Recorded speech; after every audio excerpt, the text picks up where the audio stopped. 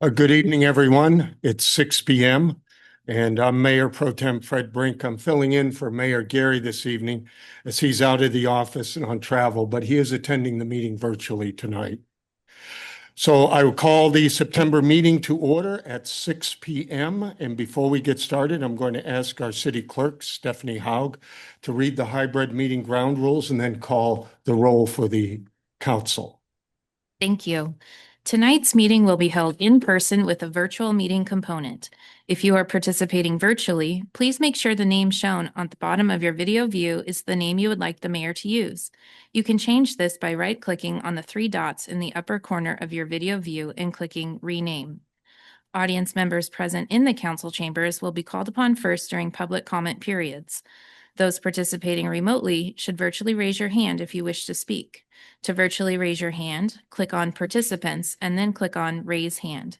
If you are participating by phone only, press *9 to raise your hand. Please limit comments to 3 minutes. All right, roll call. Frank Gary. Here virtually. Thank you. Richard Bloom. Here. Fred Brink. Here. David Fetto. Here. May Hayes. Here. Kate Moran. Present. John Smart. Here. Ken Stoker. Thank you, Stephanie. And now, Councilmember Fetto, would you please lead us in the Pledge of Allegiance? I pledge allegiance to the flag of the United States of America and to the republic for which it stands, one nation under God, indivisible, with liberty and justice for all. Thank you, Councilmember Fetto. Council, you have an agenda before you. Are there any changes to this agenda? I would like to have item 6G moved to the discussion. Section 8. All right, item 6G, move to the discussion, section 8. We will call it 8 Delta, as in D. Are there any other changes to the agenda proposed? Then may I have a motion to approve the agenda as amended? I'm so move. Second. I have a motion and a second to approve the agenda as amended. All in favor, please say aye. Aye. Aye. Any opposed? Say nay. Motion carries.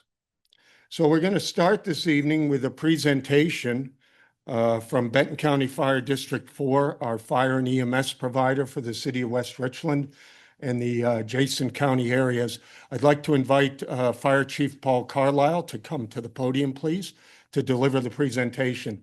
I'll also point out that with us tonight is Deputy Chief Daniel Drayton, our newest Deputy Chief for the district. Good evening. First of all, start off, I have a slight head cold, so I apologize that this is going to be kind of a little bit choppy, but we'll get through this as much as we can. So this presentation is provided for you about bringing the facts and data about what a 4th of July and responses look like for us. And we'll go from there. So next slide, please.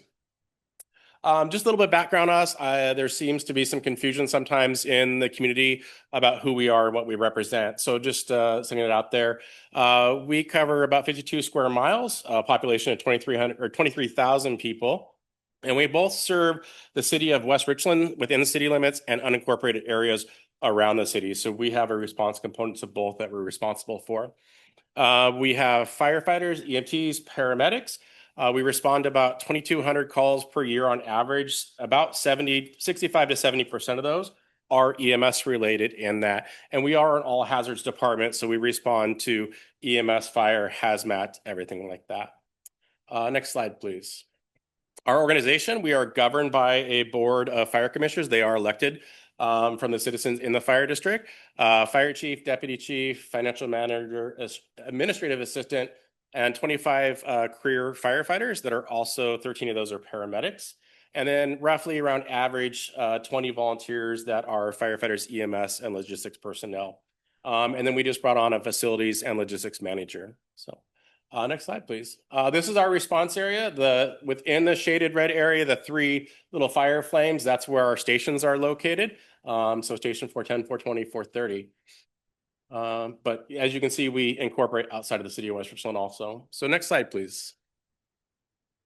Getting to calls of service, the data we have from 2010 to 2024, we've seen a 144% increase in call volume. Now that's throughout the year, so that's a yearly increase that we're seeing there, but shows the growth and pretty significant call volume increase for us out here. Going too fast for anybody, or we're going good? All right.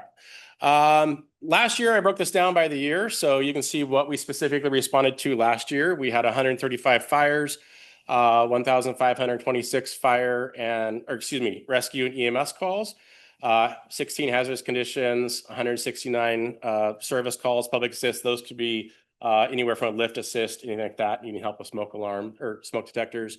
Other good intent calls, 375, false alarm 61, and 1 severe weather and disaster. So that brought us that total for last year on our call volumes to go from there. 4th of July, so we're going to start getting into some of the response stuff.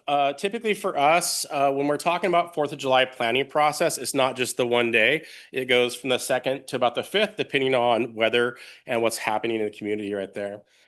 Historically, all of our largest fires have been on the 2nd and 3rd by acreage, but the highest quantity of fires or responses have always been on the 4th of July. And I included this picture from Flat Top Park in July 3rd, 2011. Some of you may remember that. I always thought it was a great representation of what we're dealing with right there. Ed Dunbar, who was a captain at the time, was the incident commander on this Flat Top fire. And you can see we still have fireworks going off in the background. So always a great picture representation of what can be like that for that day. So we recognize it as the most significant event for the fire district that is human caused, or we know it's happening in advance because it's scheduled. We have a significant staffing need, and we use a lot of overtime during this time in our response to the 4th. Regardless of how many fires on the 4th occur, we still see that need for upstaffing and overtime utilization because the capacity for that is still there. So we may have a good year that we don't have a lot of fires. It didn't change our response model or change what we had to do to bring staffing in because the capacity was still there at that time. And fires that occur in the county does impact our responses in the city because we're having to utilize our units in both areas. And so there is a direct correlation to that. Next slide, please. Internal preparation, we develop incident action plans, conduct staff meetings to review weather forecasts, anticipated fire conditions, et cetera, like that. What else is going on in the community? We prepare our stations for additional personnel because we are going to be personnel heavy outside of our norm on that one. And then we also have to address our logistical needs such as meals, water, Gatorade, because the crews are moving so fast they don't have time to stop and prepare their own stuff. And so that's some of our internal preparations. External preparations, these are things that we're doing with the regional partners that we have. So regional fire chiefs developed a response modeling. Again, a lot of it's based on weather, what apparatus is out of service in the region, things like that. We are constantly changing our model. Training and education for staff, because it is such an abnormal event that occurs. We add extra training and just things like radio discipline, how to talk on the radio outside of the norm for that. We also work with City of West Richland Public Works. They always typically have like a water tender available for us or a water truck. They also get signs pre-staged or have them ready. We do work in conjunction with the West Richland Police Department about our response models that's going out there. And then media messaging, educational components. And then what a lot of people forget about is the 911 dispatchers, because it is one of the busiest times of the year for them too. So this was actually this year. This is staffing that you had on the 4th of July. This isn't everybody was there at the time this picture was taken. We had a couple people come in afterwards. And you'll see in comparison, the next slide, what's pretty significant about this. So if you can go to the next slide. So I broke this down. We have average day versus the 2nd, 3rd, and 4th, or 3rd, 4th, and 5th, kind of depending on how the holiday falls. We try to pre-plan it a little bit. So on an average day, you have 3 officers on duty. One's typically floating as the duty chief. 6 firefighters, EMT, and paramedics for a total of 9 personnel out of the 3 station. Now, that's just an average day. Some days we're higher than that. Some days we're right there, or maybe 1 personnel lower than that. So again, I'm trying to do everything on averages rather than calling out just a specific day. So you can see in a day like this, we burnt 216 man hours, and over a 3-day total, 648 man hours, and calls for service on that day on a 4-year average is 5.9 calls that they're going to be seeing that day. So almost 6 calls. On the second, third, or fourth, again, depending on how that goes, we had 3 dedicated duty chiefs, 3 officers, 15 firefighters, EMT or slash paramedics, 2 logistic personnel, 1 public information officer on, for a total of 24 personnel during that time. And so broke it down to total hours worked per day, 395, 3-day totals, 1,187. And then a call for service over the last 20 calls for service equaled 20 calls over the last 4 years. And I have that broke down here on another slide for you too. We also enact special dispatching for the 4th of July. And we call it Category 4 dispatching. And basically, essentially, there's not enough units to dispatch to all the calls we have going on. And so we do this just in this unique time period, or other times that we see like wind events, big ice storms, things like that. We have to, because we just regionally deplete deplete the region on resources. So instead of sending a full first alarm, we send 1 apparatus. That truck will then, or that apparatus will go manage it if they can. If not, they're going to call back and let us know what else they need to get that managed, to try and keep other units available within the region or even with our own department. And again, this is just because there's just not enough units to do full first alarm assignments for all the calls coming through. And no single agency regionally can sustain operations independently on the 4th of July. We all rely on automatic and mutual aid. That's just because we're so busy that we're constantly having to share units back and forth and go from there. Dispatching facts for the 4th of July. So when we were in this Category 4 criteria where we only send 1 unit, we were in it for 11 hours and 20 minutes. Again, that's regionally when I say we. The busiest time was from 9:05 p.m. to 9:49 p.m. And 1 Category 4 got dispatched every 88 seconds. And to trigger Category 4, it had to be a fire. So there was a new fire in the region popping out every 88 seconds. Through a longer period of time, it was 1 every 1.46 minutes. What's going on there? So also during the 4th, we saw 1 commercial structure fire in the region. 3 Category 4s, which means we went to a natural cover fire. We upgraded to full first alarms. There was 3 in the region. All 3 happened in our response area. 6 residential structures. None of those were within our response area. They were outside in the region there, but kind of just giving the picture of what it looks like regionally, not only to us. For number of responses, we had 21 responses this year in 2025 on the 4th of July. And I'll break these down here a little bit thing, but you can see over that 4 year, we're pretty consistent right around that 2021 mark to go from there. So on the 4th of July, specific to us, I only looked at it from 9 p.m. to 1:30 a.m. because that's when we were the busiest. During that time, we had 2 EMS events, both required an ambulance to be transported. We had 12 fires, 2 good intent calls, and 1 commercial structure fire that we were requested to that we were unable to send any units to because we were busy with all of our own stuff, so we weren't able to be there. In those 17 calls, 5 calls in our response area had none of our units on it because we had nothing to send to it, and they were handled by either automatic or mutual aid incident or resources. We weren't able to be there.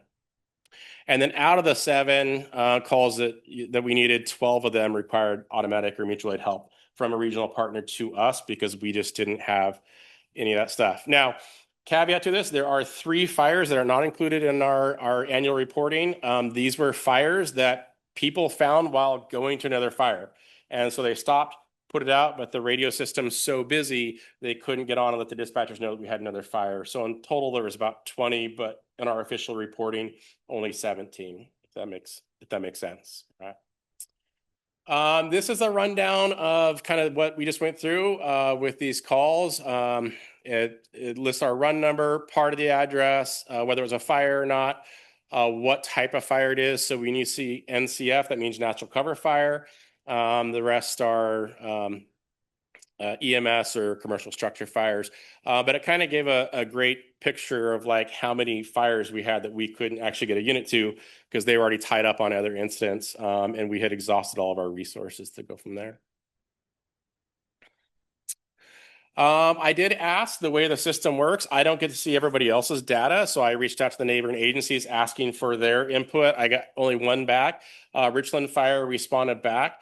You can see their call volume to us from 23, 24, and 25 this year had a pretty significant jump because we had so many larger scale incidents in our area that we had to mitigate and have had them come into.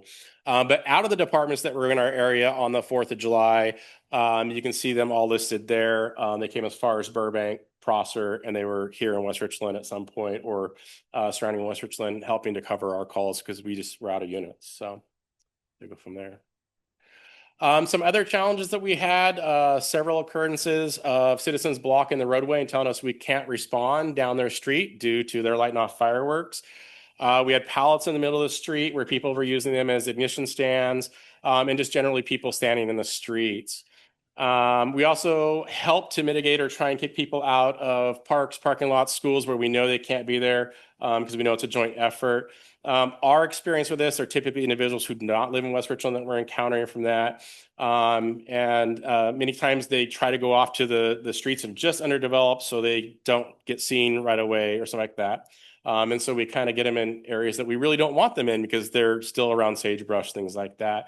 And I put in here fire station. We have had issues with people lighting fireworks off of our fire stations where we had to get PD involved to get them escorted off the premise. And so that is something that we have seen too, to go from there. Next slide, please. Other challenges, radio communications, I mentioned, our system's just inundated due to the amount of fires, how many things they're trying to dispatch. Noise from the fireworks, when we're out actually on these fires, just trying to communicate back to the dispatch center is really difficult. This year seemed to be worse than normal. We do have a new radio system coming in next year. We're hoping that'll alleviate some of that, but we're not sure yet. Dispatchers have difficulty keeping up. The 911 system is overwhelmed. And then just keeping track of our units, where we're at, which fire we're at, things like that. And then just the amount of simultaneously calls going on, both fire and then how many people are calling into the 911 center, essentially just reporting a new fire start is pretty large. Everybody's got a cell phone now these days and go from there. So, and in summary, this is pretty much everything there. This year, we did have one firefighter who was transported due to smoke inhalation and dehydration. That caused them to be out of service for several days. We had one ankle injury and then several sections of burned hose during the firefighting efforts that went on. Luckily, no damage to any of our equipment, anything like that. So that's pretty much it in a nutshell. I know you guys were wanting some data, so I didn't want to go too far in depth in this, but I wasn't sure if that met your needs also. So if you have questions, I'm happy to answer questions too. Right. Thank you, Chief Carlisle. And I'll open it up to questions from members of the council. Do you have any questions for the chief? Councilmember Smart. Well, Chief Carlisle, I was wondering on the early slide that showed the increase in events from 2010 to 2024, it indicated calls now, and then the later slide, you had calls that were actual fires versus ones that were dismissed or something like that. Which number was that increase indicating on the slide that went? So the one with the 144% increase, Yes. That's just showing our call volume over the last, I think it had 14 years. Again, a lot of people still misrepresent who we are. They think that we are the city of West Richland Fire Department, where we're Benton County Fire Station 4. So I always like to add an educational component in there and just kind of showing of our history. And so that is encompassing all the years. Every call that's on that was what we recorded for that year. Now the breakdowns for the years, I'd have to get you specifically for each Okay, year. so that was all calls. That's all I calls got for the you. year, Okay, as thank you. showing just the department. Yeah. Appreciate that. Thank you. Yep. Councilmember Fetto. Thank you. Hey, Chief. So you talked about streets being blocked. So what recourse does the fire district have in getting those people out of the way outside of physically grabbing them and throwing them out of the way? Pallets in the middle of the road. I mean, what do you do with that? Do you just can you just run them out, push them over? How do you handle that kind of crowd that doesn't care that someone's house may be burning? They want to have a good time. Yeah, it's difficult. Normally in a situation like that, we would ask for PD to come respond with us. The problem that we have on the 4th of July, especially, is the radio traffic is so bad in getting back to dispatchers. We don't have that ability. So sometimes we'll phone them because we all share our cell phones, be like, hey, this city block's done. They are unfortunately also busy those times, and a lot of times already trying to get ahead of us and clear the paths too, or mitigating other stuff. Sometimes we just reroute, go a longer way. There's a couple of times this year we found the siren was eventually effective, but it took them a while. But there were several times I know when I was responding this year, I just had to go find a different route. So typically, though, we'd ask for PD to be there with us, but it's just not able to be on the 4th. So Councilmember Moran. Thank you very much. I appreciate you being here, Chief. I know that we've talked several times after 4th of July and before 4th of July over the years. So you answered one of the big questions that I had, which was how many additional people are normally needed because of the 4th. And I'm wondering, with that, and I know that we've spoke about this before, how do you get those extra people? Who are they? So typically they're going to be off-duty staff, and so the way that our department works, we have an A, B, and C shift. I do not remember which shift was up on the 4th of July, but for example, if A shift was on, we'd be reaching out to the other 2 shifts to see if they'd come back in on overtime. We send out messaging to all of our volunteers about how much we need them, and so it's staff there that technically would be off that day that are coming back and working. Okay, so a lot of times there might be people that maybe are just absolutely exhausted because they've already had a shift. Yeah. Yep. Okay. So how normally do you cover, is that part of the cost that is included in what the city covers, that extra personnel, or is that something you just have to eat, or how do you manage that? We built it into our annual budget we have an overtime line item. That's where we normally will utilize those funds out of. We don't see any funds derived from the city or anything like that for 4th of July. Okay, so none extra, but you kind of added into the annual. Correct. Okay. I saw you mentioned that you do PSA videos on fireworks. How are those dispersed? Are those just on social media? Are they to the schools? Typically through our social media. We've also will send out media information to all the news organizations that we have. This year, I think we were more successful in our messaging because we have Ben Shear, who came on as a public information officer for us, had a lot of media contacts, so we were able to get that out. Other than that, it's just trying to knock on that door and being like, hey, please share our message. And sometimes it's successful, sometimes it's not. I'm imagining that you probably deal with folks that might be under the influence a lot of times on this holiday. Is that accurate? Yes, we encounter those too. Yes. Fair. So I'm wondering, you mentioned that you only send one apparatus. Sorry, my You're- vision, I need to have glasses and I keep forgetting them. You mentioned that you only send one apparatus for the initial call instead of a full first alarm on the holiday. So I'm wondering, how large is a full first alarm normally? So depending on call type, you'd normally get a duty chief. Well, it also depends on location, whether it's hydranted, non-hydranted area. But typically a duty chief and 4 to 5 wildland apparatus versus a category 4, you're just getting a wildland apparatus, just one. So, I'm sorry, you said normally it would be a duty chief and who? 4 to 5 wildland trucks. So they're the Ford trucks that are on steroids with the big tires and the tank of water in the back. So depending on the type of call we have, depending on the type of fire, different apparatus meets that need. So if we were going to wildland fire, we're bringing a wildland apparatus. If we're going to a house fire, we're bringing what we call a type 1 pumper engine. Okay, so sometimes it could be about a fifth or less of what you would actually need for that, just because there's so many. Yes. Okay. Let's see, where's my other question? Oh, so I'm wondering, how many fires do you think you couldn't, talking about the blocked streets, how many fires would you say approximately you might not have been able to get to at all because of blocked streets? Were there any that you couldn't actually get to because of blocked streets, or did you eventually, but by that time maybe they were bigger or went out on their own? We saw it both ways. we were able to get a unit, it may not have been a Benton 4 unit, to every dispatch eventually, whether that was, taking a roundabout way or whatever, to get there. But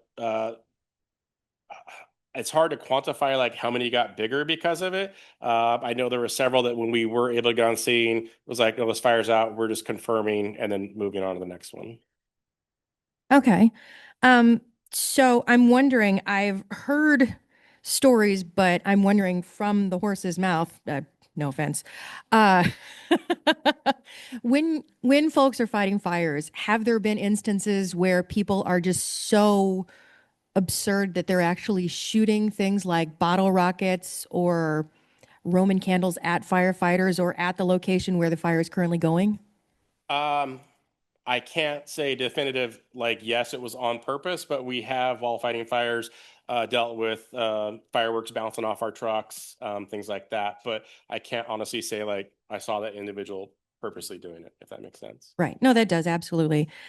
I guess through all of this, I'm kind of wondering, and this is, of course, a value call for you. From what you've talked to the folks that work for you and others around, how would you like for us, in a perfect world, if you could make the rules, how would you like the 4th of July to go in West Richland? Man, that's a loaded question for me. No, I know, and I apologize. If you want to say pass, you can, but I mean, I'm going to judge you for that. I would say I would say I'd be remiss solely on the base of being a fire chief if I wasn't looking for something to change. We spent a lot of time and effort in educating and changing building codes to make things safer, get people out. We're always in the schools doing fire prevention and stuff. And so again, I think I'd be remiss by not saying that we need to figure out something's changed, something needs to change here. What that answer is, I don't know for sure what that would be. Because there's always that question of like, well, if you take it away, they still have access somewhere else, and how are we going to mitigate that? And so I don't know what the true answer for that is. Besides, we're seeing more and more increases for fires on the 4th of July. This year, they were definitely a lot larger than what we've seen in the past. To go from there, so yeah. It's hard to That's answer. fine. No, I understand. I understand. Because I figured that question was coming at me, and I've been mulling it over for a while, and I just still don't have a better answer than that. But yes, it is, especially with the landscape of West Richland changing, where we are becoming more and more urban interface. And what I mean by that is you have pockets of dry land right up against houses now. And it seems like most of our fires are always incorporating that house urban interface scenario into them anymore versus an empty field that just goes out. There's no house risk there. It's the landscape has changed. Right. Does that answer your question? Yeah, yes, Okay. it does. Thank you. I guess I'm wondering also, when you look at what you believe the cause of the fire likely is, would you say that it's more likely to be aerials, that it's a combo of aerials and ground, or what would you say, just in your professional expertise? That one is hard to say specifically which one started it versus the other, because one, we have to be able to find it to like really say this is what it is, you know what I mean? And then there can't be the misuse with it either, where some of these fires are caused by misuse of how they're doing fireworks, or they're taping them together, trying to create a bigger firework. And so that one, I don't have any good data on, to tell you the truth. So. Okay, the reason I'm curious is because I've heard a lot of people say that if we get rid of aerials, that we'll not have the smoldering flames coming possibly down in a long distance away. But also I've noticed that when you have things like spinners or fountains, there's, in my opinion, a possibility also of flames and sparks nearby. So I was kind of curious what your thoughts were on that. That's all. I think anytime something's lighting off a firework, there's an inherent risk and danger there. But again, that number is so hard to quantify because you have to find it, and that's one of the hardest parts on fire investigations, going back and finding that, because it may have been consumed in the fire. We just don't know. So, Fair enough. Thank you very much. Councilmember Bloom. Your sister agencies, Benton 1, 2, how do they fare over the 4th of July? How do your sister agencies, Benton, 1, 2, and Been two, Two, four, or four, I guess we're three. four. Yeah, I Yeah. understand what we're saying there. over the 4th? How do they fare? They also have fires. I mean, they have fires every 4th of July, not at the rate that we are typically seeing them out here. It's pretty much in the regional fire chiefs meeting.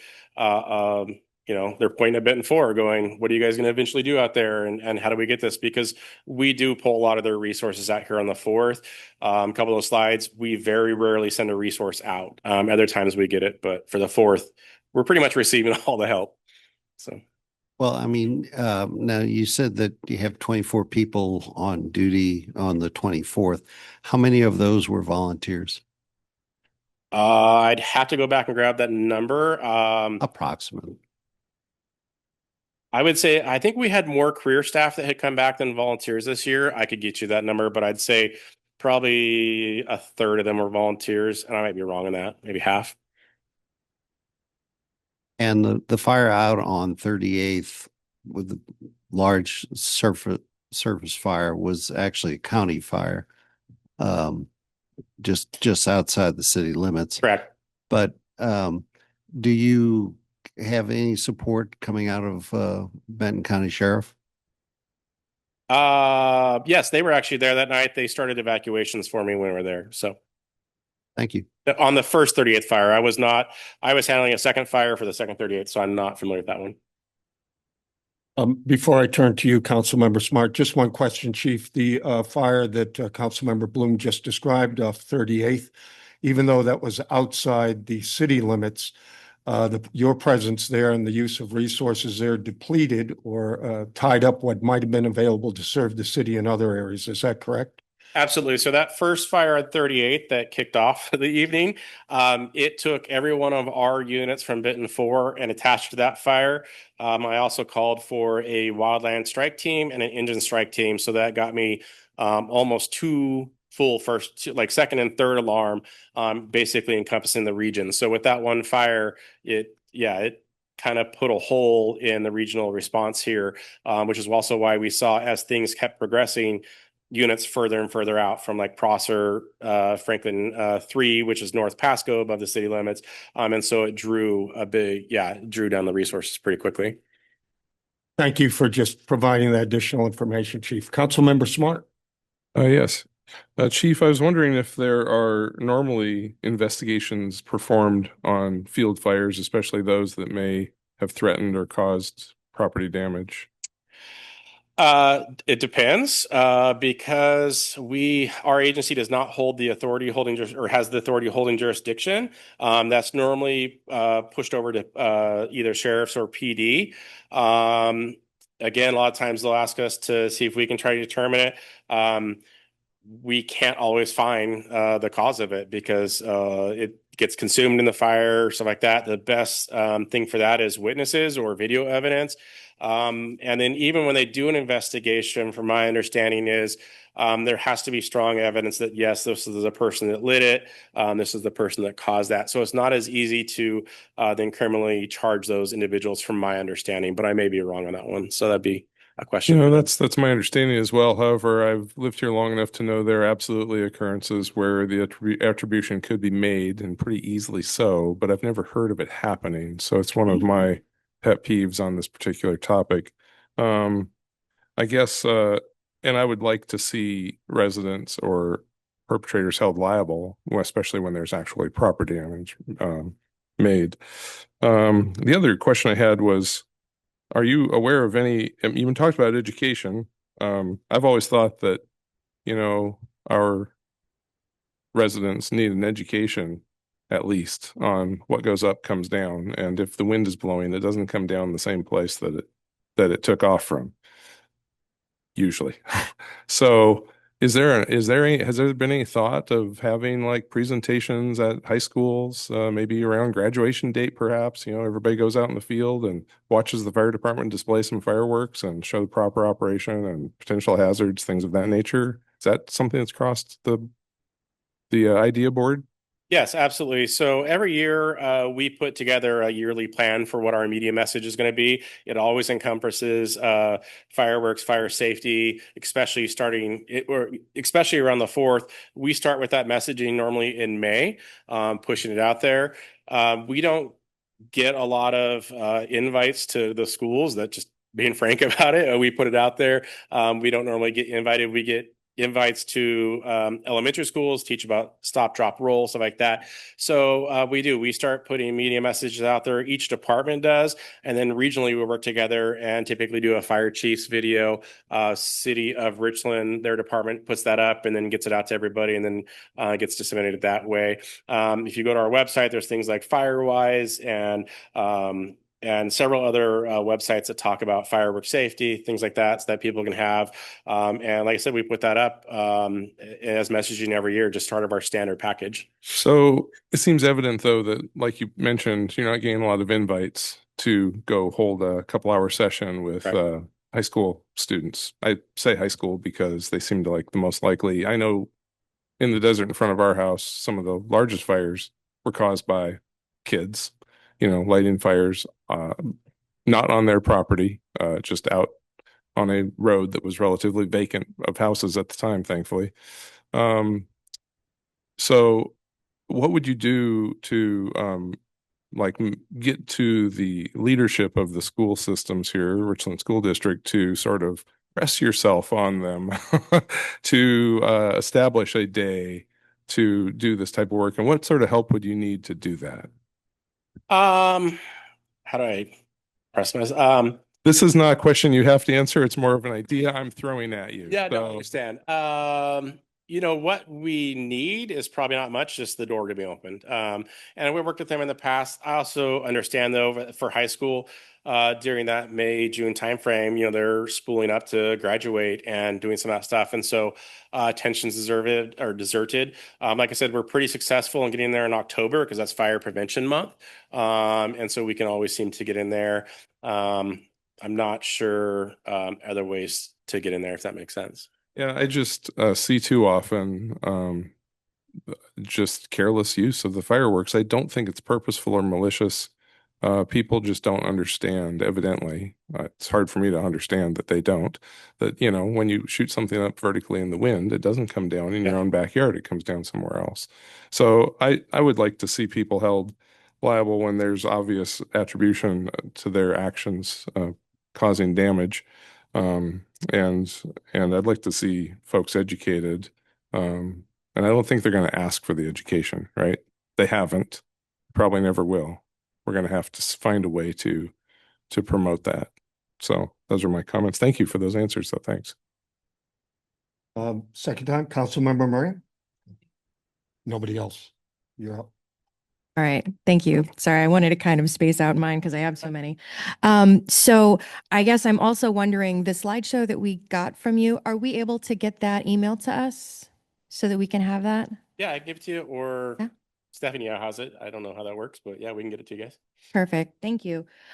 So I'm wondering, in our municipal code, we have a definition. Are you familiar with the municipal code for West Richland, the definitions and how it relates to fireworks, specifically regarding the extreme fire emergency? Yeah, I'm familiar with that. I couldn't recant it off my head right now, but Sure, I got it in front of me, no worries. So just to kind of let folks know, an extreme fire emergency, it's in the West Richland Municipal Code. It means it is a period when resources to provide firefighting coverage for the city of West Richland are depleted due to competing mutual aid commitments, statewide mobilization, or other factors which would prevent adequate fire suppression response. Would you say that we've had that in the past, near or distant past? I guess there's two different definitions for that. Of like at the time of the 4th of July occurring, absolutely yes. In preparation for the 4th, Not necessarily, because regionally we all ground our units. So typically we would participate in what they call state mobilizations. So for example, right now Colville has a large fire going on. Other agencies are sending resources there. For about the week prior and the week after, we regionally don't allow anybody to respond out of the area. So does it hurt the state's response capability? Yes, but for us, it keeps them here. And so we'll never trigger that state mobilization part there that was there.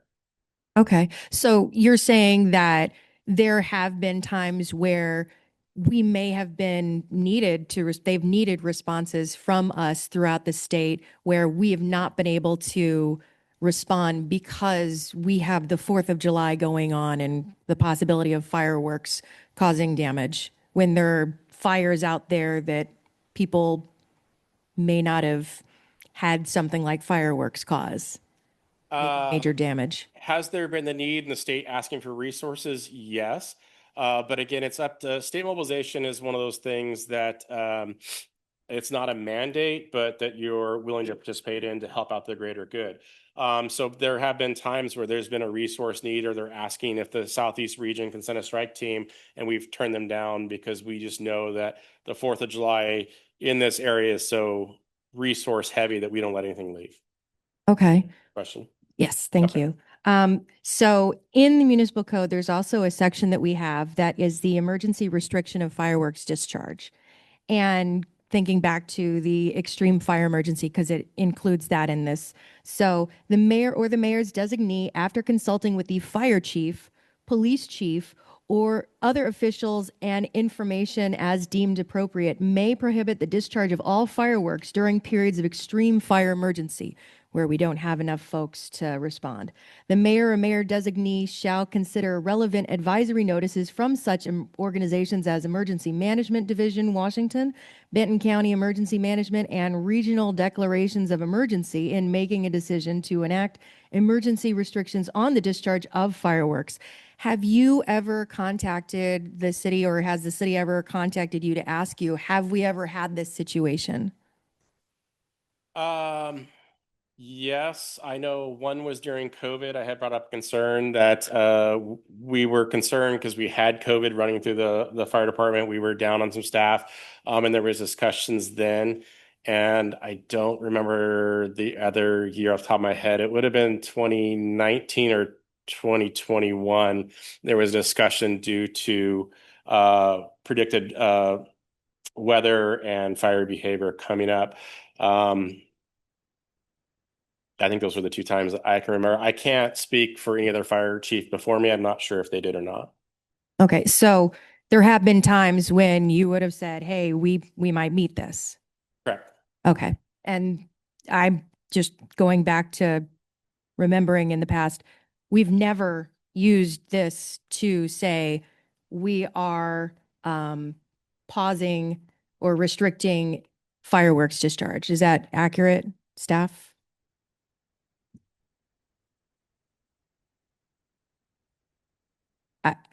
I just know from my experience, I've never seen us restrict it since at least I've been in the city, which was 2015. You want a comment from the old guy? Yeah, please let the old guy speak. No, we we have never used that. Okay, thank you. That's what I figured. I've been with the department since 1999. I don't ever remember being enacted, but again, I don't know what talks were before me becoming fire chief. Fair, that's fair. And I only say old guy because he said it first. Old is a number. And the number is much higher than any of us can live to. All right. So I guess more of a statement from me than a question. So no worries. I don't think I have any more for you right now. It seems like to me that our usage and allowing of fireworks to be used within the city of West Richland, while a lot of people believe that it is a way to show your patriotism and to celebrate the birth of our nation, so to speak, it seems like it's really endangering a lot of people's property, their health, their safety, And that's not even going into account the wildlife, anybody that might have issues with sound. I mean, we talk about the firefighters having issues hearing the radio because it's so loud. I know I walked out of my house for a moment to check something out and I could barely hear myself think. And I was thinking a mile a minute because I, full disclosure, do not like fireworks at this point anymore because of living in West Richland and dealing with West Richland fireworks specifically. So I appreciate you being here, and I am so sorry that the firefighters and the residents of West Richland that live here have to constantly survive through the 4th of July because at this point it truly feels like it's surviving. So thank you for all of your work and your team's work. Thank you. That's kind of- Please, we just ask that there's no applause or other types of public expression here for any presentations given, just a decorum matter. Thank you. If there are no other questions, Chief Carlisle is one of your fire commissioners. I personally thank you and the service that your fire district provides to our city. And I appreciate your dedication and willingness to come here and to just educate council as well as members of the public that are here with regard to what you do and what you've had to do over the 4th of July. So thank you, sir. Thank you guys for your time today. Appreciate it. Council, we will move on to the consent agenda at this point. Chief and Deputy Chief, you're welcome to stay. Of course, you're also welcome to leave if you wish, but you'll probably miss the great parts of the meeting coming up. All right, we have on the consent agenda, approve the minutes of the regular meeting from August 19, 2025, and the special meetings on July 22 and August 12, 2025. We have ordinance 20-25, granting a franchise agreement with Kennewick Irrigation District. We also have ordinance 2125, granting a franchise agreement with Advanced Internet Service Provider, doing business as Advanced High-Speed Internet, and repealing ordinance 07-25. We have resolution 33-25, authorizing the mayor to execute a purchase and sale agreement with 7HA Family LLC regarding Veterans Cemetery. We have resolution 34-25, authorizing the mayor to execute an interlocal agreement for calendar years 2025 to 2027 with Benton County regarding solid waste management. We have a motion authorizing the mayor to execute the general participation and release form and settlement agreements with Alvogen, Anneal, Apotex, Hikma, Indivior, Mylan, Sun, and Zudos. We have a motion authorizing the mayor to execute an ecology gross grant agreement for UIC Stormwater Guidance Development. And finally, we have a motion authorizing the mayor to execute an engineering service agreement with Engineering Storm H2O for UIC Stormwater Guidance Development. Is there anyone here tonight that would like to speak or comment with regard to the consent agenda, just the items on the consent agenda at this point? Seeing no one, is there anyone attending virtually who would like to address the items on the consent agenda? If so, please raise your virtual hand. The city clerk will then unmute you and you may state your name and city of residence for the record and provide your comments. Or you can also press *9 to raise your hand via telephone. I do not see anyone virtually. Do you, Stephanie? I do not see anyone, no. All right. So council, may I have a motion to approve the consent agenda? Mr. Mayor Pro Tem, I move to approve the consent agenda as amended and read. Thank you. I second. I have a motion and a second to approve the consent agenda as amended and read. All in favor, please say aye. Aye. Any opposed, say nay.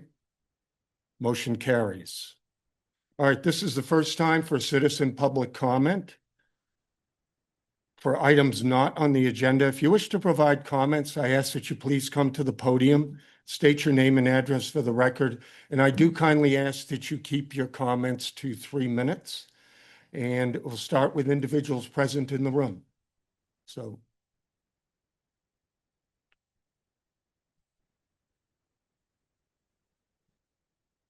Good evening. You may remember me from a couple of weeks ago. If you do, you'll remember I'm pro celebration of July 4th. And But- Mr. Boggs, would you just state your name for the record? I'm sorry, yeah, Jerry Boggs, 1802 Maplewood. So I'm pro July the 4th, but I'm anti present management. And I want to suggest to you that there are ways to better manage how fireworks are showing off and blowing off in our city. There have been alternative proposals that, for example, the city should put on a show. I don't know where the city would get that $10,000 to $50,000 that it typically takes out of your budget. It's probably not a feasible idea. Another idea, and I get this from Councilman Smart, thank you, is the possibility of holding activities on city land, but arranging for non-city specialists and people to carry out the event. Of course, in both of those instances, the city has to provide the possible medical help. The fire department would have to be there, and you would have to provide liability insurance, which altogether I suspect is fairly expensive. So I don't want to be very long up here. So I'm just going to suggest that there are 4 steps that I recommend the city take. Easy for me to recommend as a citizen. On the other hand, I don't like the thought of fleeing our city in order to avoid July the 4th. I don't like the thought of putting up with that noise that we have to every July the 4th and to some degree July 2nd and 3rd. So my first proposal is that the duration of allowed fireworks be downsized to 1 night, i.e. July the 4th itself. Whether the timeline on that should be adjusted, be fine with me, but I'm sure people want to go on as long as they can. 2, I propose that the city council and prohibit the authorized sale of aerial fireworks within the city limits. I know we had a lot of fireworks stations selling all kinds of stuff, and that's too bad. I think the safety of the citizens and welfare comes before the recreational and business value of selling those. 3, I propose that the city cancel the authorized use of aerial fireworks within the city limits, so that if people get fireworks that blow up in the sky from other places, and I'm sure they will, that can be, if it could be observed by police and et cetera, they could be prosecuted or fined. And finally, I propose that concurrently, the noise exception ordinance be canceled. I know that there's a noise ordinance exemption for the July 4th, probably for the other 2 nights and for January 1st. So I recommend we get rid of that. And with that, that's really what I have to say. Thank you for your time. All right, thank you, sir. Hello, good evening. I'm Christopher Dare. That's Kristopher Dahir, and I'm the new executive director for the Columbia Basin Veteran Center. And I'm here to say hello. And I appreciate you guys having your meeting tonight. And I'm just trying to make it around to each of the cities that we serve in each of the counties. I left my card with you. We do have an open house happening on the 18th of this month. I'd love if anybody would like to come. It's from 4 to 6. We'll have food and fun and give a better explanation that we can shake your hand and all that kind of stuff. So we're in Pasco. That's nothing personal to you. That's where they gave us some real inexpensive land to use. So with that said, we are looking for all kinds of ways to serve the people in your community, especially our veterans. I do believe that it's not just veterans' responsibility to serve veterans. I think it's all of our responsibility to do so. And so I'm Christopher Dare. It is an honor to be with you, and I hope you have a great night. Thank you, sir. Thank you.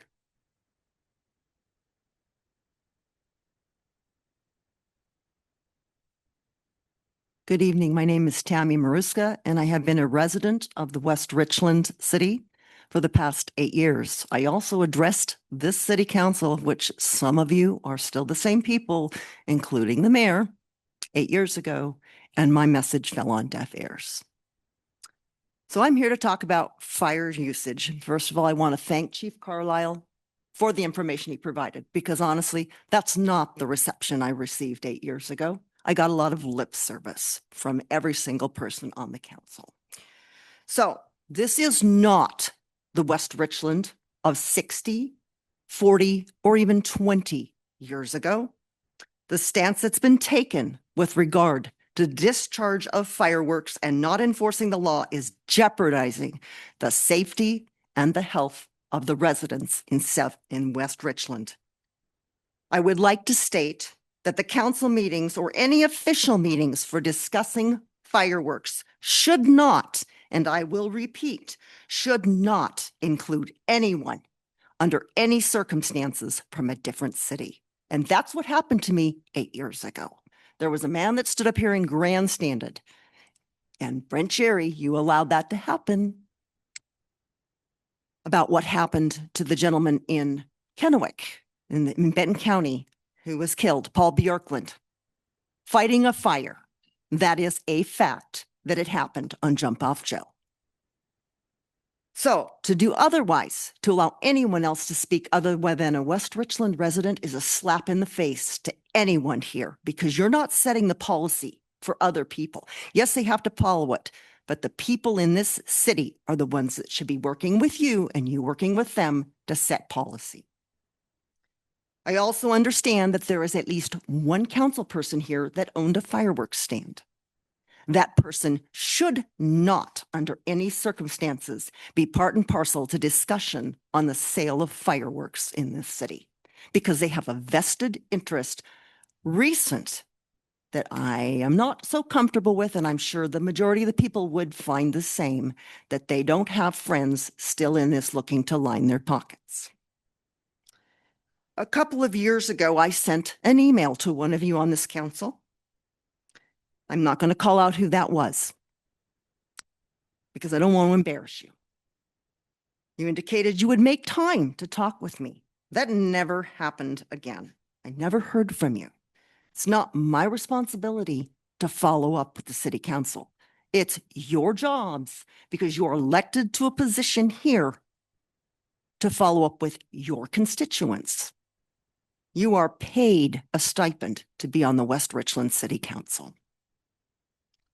So my question is, who do you represent? I know that West Richland came out with a letter recently. I'm sorry, your 3 minutes are up. I'm sorry, I have to interrupt you out of fairness It's to fine. everyone. I'll come back another Yeah. time. Well, we'll have a second comment period at the end, toward the end of the meeting.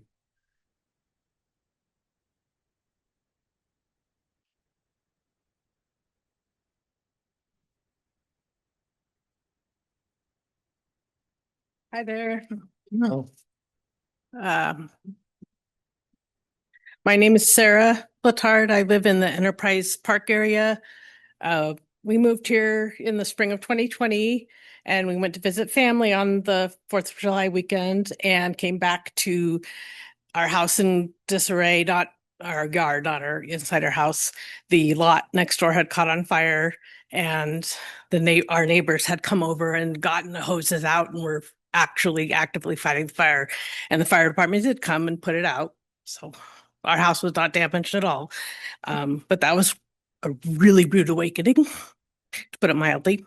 Haven't enjoyed the 4th of July at all since. And I would much rather leave town. Honestly, yeah, it's fine if other people want to celebrate. I would like to get away from it, but I don't feel safe. And that's kind of frustrating. But the main thing I'd like to focus on, we all have a right to enjoy our house as we see fit, and as long as safe and legal and all that stuff. But we're surrounded by open land, a variety of laws, not just West Richland. And I do feel myself that other people do need to be involved in this discussion, because we don't have 16 fireworks stands when everyone else only has like 3 or 4 for no reason. I mean, we're providing a hazard to the entire area. And it's only a matter of time before something goes horribly wrong. It's just hard to watch. And looking at the city website about values and mission statement and so forth, that's quite lengthy. I'm not going to go on about it. But, respect, trust, community, we're all in this together. It's just something I think everybody needs to remember. And that's my statement. Thank you.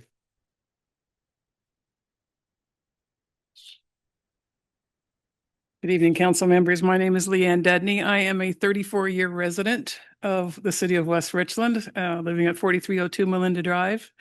And I'm also someone who used to love the 4th of July here in our community.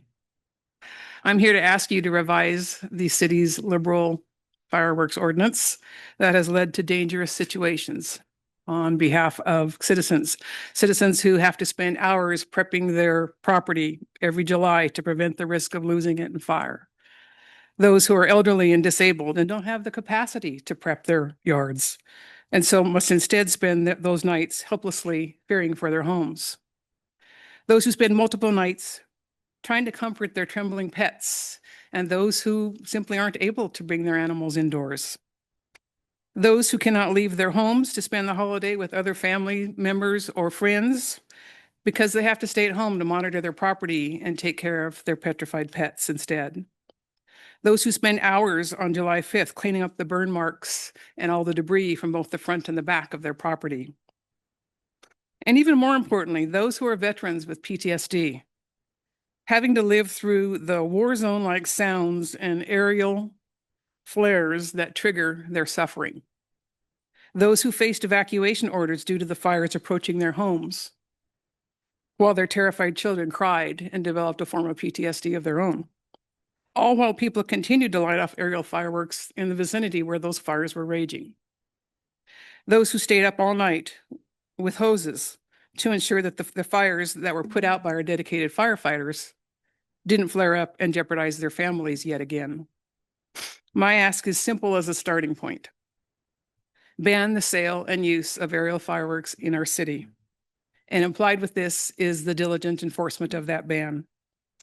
Other cities have been prudent enough to do this, and we don't need people from those other communities coming to our city and putting our livelihoods at risk.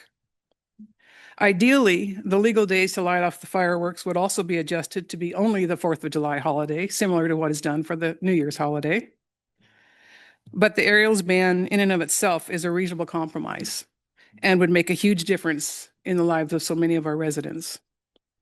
Finally, I recommend putting questions about fireworks back on the annual city survey so that you have data to understand the sentiment of your citizens on a continuing basis. Even without a question on the 2025 survey, I saw 112 comments regarding fireworks, of which 109 were asking for change. So I implore you, please take action for change soon. Thank you.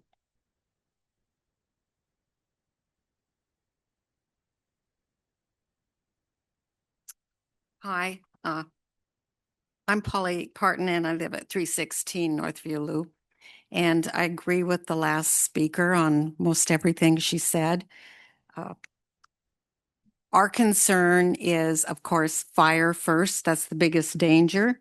But the noise itself, it's another thing that I had a couple emails to you, the council, and one of them was about the noise. It's just unreasonable to ask us to live through this and say it's normal. It's not right.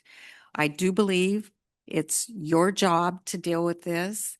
I feel that you are not dealing with this. And so all the other speakers are correct. It's time for you to deal with this.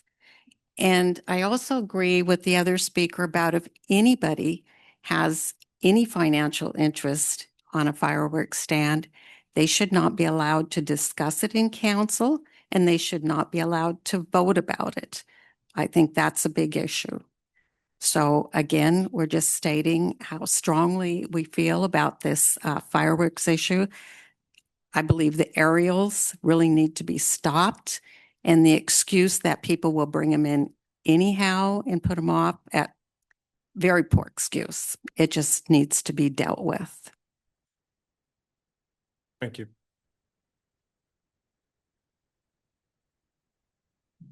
Good evening. There's a gentleman behind me who's a little bit slower. I'd like him to speak before I do. Hello, guys. My name's Tex Bender. I just wanted to say a couple things. First off, whoever it is here that owns the fireworks stand, it's a lawful business, correct? So you're welcome on this thing because this is America and we have that freedom. Okay, so it doesn't matter. But people that say any different are wrong. But the next thing I'd like to do is the fireworks don't bother me. The fires bother me though. And I live in an area where I live off of 38th, and we just about had a fire before 4th of July that started in the county and came around the backside and burned up and almost got to the goat lady's property. I don't know if you're familiar with her. That's 29 and a half acres of garbage that's been hauled in there. All kinds of waste, trees and stuff. Last time it burned was 7 days. Okay. And so what are we doing with the county? The county has a responsibility, since they have a donut hole in our city there, and other places, that they need to take care of their part. Also, the city of Richland or West Richland is not keeping their end of the bargain either. Just 500 doors up from me, there's a lot that the tumbleweeds are 5 and 6 feet tall, right? No code enforcement for that. Also, if we go up behind Ironton, that is the city's park up there, according to the thing. That is not being kept cut down. So those are fire hazards, right? That the city can remedy, and the city should be doing something with the county. Okay. I'm not for banning the fireworks. I understand people don't like them. I like them because I'm frankly, I think it's just a patriotic thing, and it's good to do. And it probably brings quite a bit of revenue. My wife took me out for a ride, and I saw all those fireworks stands being, tax dollars coming off those things. And this town is hurting for tax dollars bad.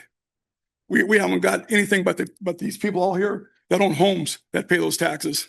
And we haven't got businesses backing that up. And we have a Costco that just went in. So that's going to hurt Yokes' tax thing. So that's where I'm looking at these things, but the county has a responsibility because they've got a donor hole they won't give to us to protect. Right. And if I was you guys, that's where I'd go. I'd go to them first and say, no, we're not going to have the goat lady's 29 acres of garbage back there. You're not going to leave this hole back there that we have to defend. Right. You're going to go ahead and give that to us. You're going to give the stuff up the street up there from us on 38th to the city. Don't get to opt out nowhere. I'm from the west side. That would never happen. The county wouldn't, these people would say, well, I don't want to be in the city. We're just not going to do it. That wouldn't happen. That's not the way government works. Right. And that's not the way it's supposed to work. You don't get to, because I want to opt out because I don't like your rules. Right. And that's not right. And so I think that it's time that the city step forward. We have lawyers. We have all those things. It's time to start using those and making those people toe their line so we don't have 29 acres. Now, I've been involved with this goat lady back here, and she's not with us anymore. God rest her soul. But the county has had all kinds of lawsuits against her, and they have done nothing to clean that up. And they have the authority. They have the authority because there's $220,000 fine against her and never got paid. They can seize the land and clean that up and be responsible for it. But that is in my backyard. That is literally a stone throw from my house. Right? Bender, I'm sorry, 3 minutes is up. Thank you, sir. All right. All right. We will have a second comment period if you wish to Yeah. take advantage of it.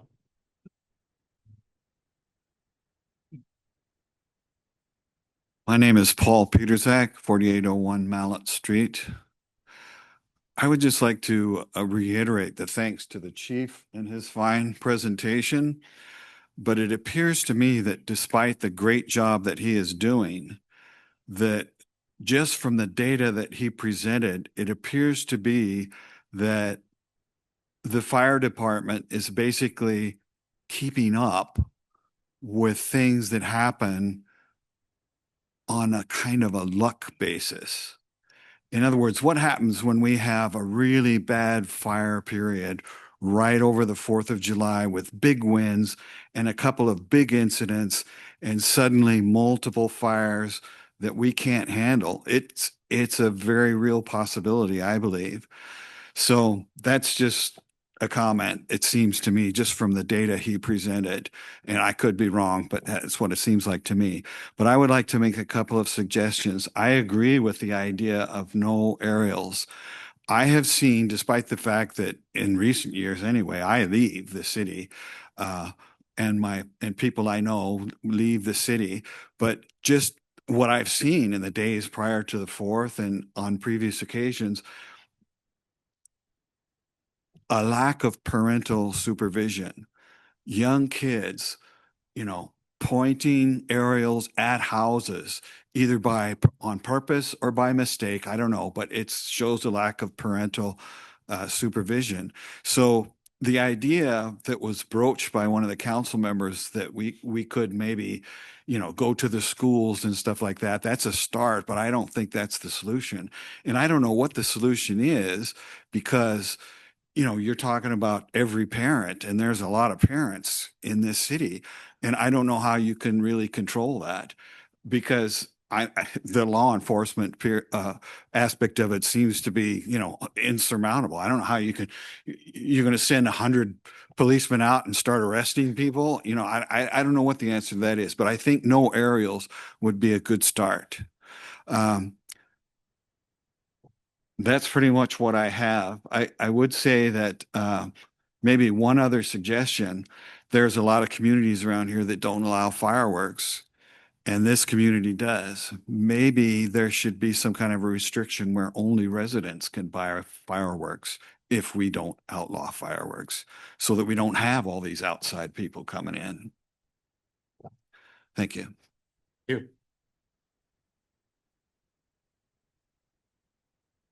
Council, my name's Mark Underwood. I'm lived in West Richland about, I think it's 34 years because Leanne's my neighbor. So, and I've watched her on Melinda Avenue for the last 2 or 3 years put sprinklers up on her roof while the neighbors across the street launch stuff coming down on her roofs.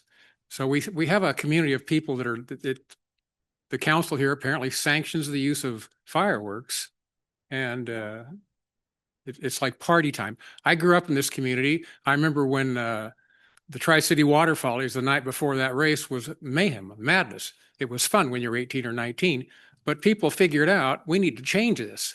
And I think those people were city councils. And I'm asking you guys to hear what everybody here is saying tonight and put an end to this foolishness. I've actually driven out the Highway 224 just to get out of this town on that night because my dog goes nuts.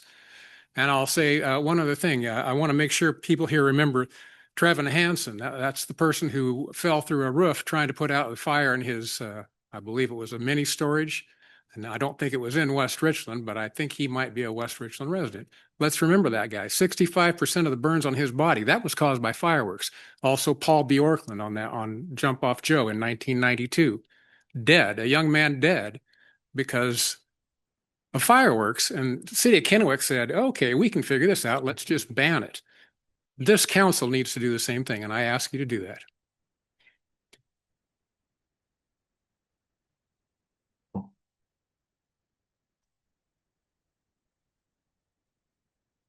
My name is John Hamilton. I reside at 371 Northview Loop. This year on the 4th of July, our neighbor's fence was caught on fire during the fireworks. I believe it was fireworks related. Fortunately, the neighbors were able to put it out before it expanded. More recently, we had a wildland fire on the loop coming up from the trailer park down below. And I don't know that it was fireworks related. I don't believe it was. But nonetheless, we saw what can happen when we have dry brush in the area, extremely low humidity, and winds of 25 to 30 miles an hour. It was a very serious situation for quite a bit of time. And we had response units from Fire District 4. We had response units I saw from Kennewick and from Richland as well. So it was a big event. And my concern is, in talking to some of my neighbors, they're finding sticks, if you will, from what are apparently rockets, I guess, that people are launching. They're finding these on their roofs after the 4th of July. I grew up on Rattlesnake on a dryland wheat farm, and I know what wildland fires are like. If you get a wind behind you, you can't outrun them. You can't outdrive them. You're going to roast, frankly, and that we don't want that to happen. So in the 49 years I've lived in West Richland, this has finally come to a head, and I think it's time that the council takes a real hard look at it, gets rid of the aerials, and limits this to one day, the 4th of July only. And if you want to do the New Year's Day, that's perfectly fine, or New Year's Eve or whatever, that's perfectly fine, because typically we have high humidity, we have moist ground, if you will, and the vegetation is not as apt to burn. Thank you very much. Thank you, sir.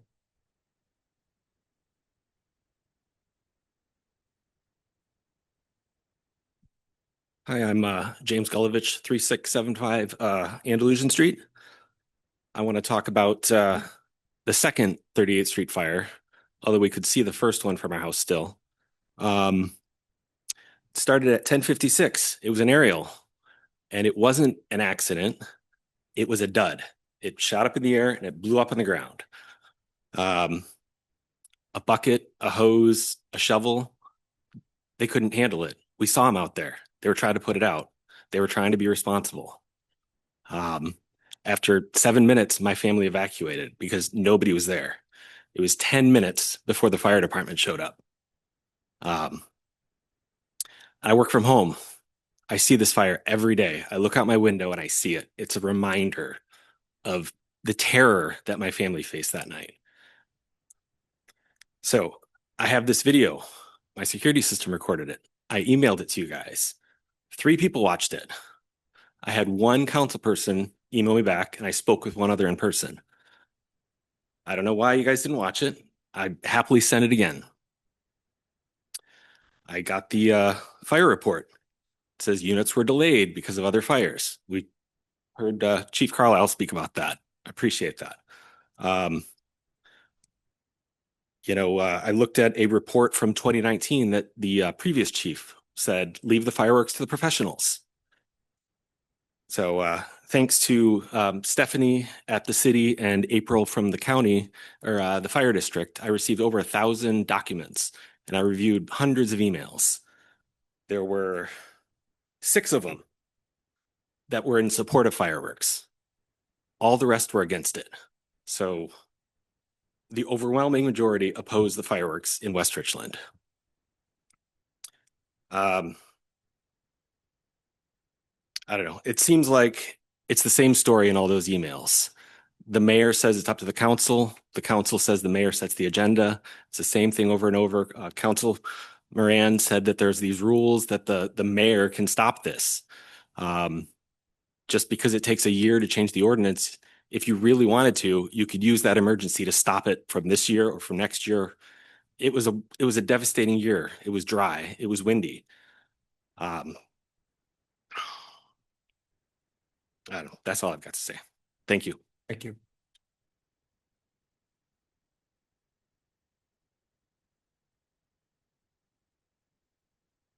Hello, my name is Susan Guzik, and I live at 395 Northview Loop.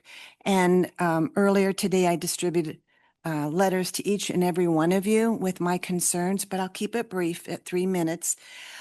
First of all, I want to thank the citizens that have come forward and expressed their concerns about the fireworks on 4th of July. I want to thank Chief Carlisle for his fine presentation. There's a lot that I didn't know that I learned tonight, so I thank him for that.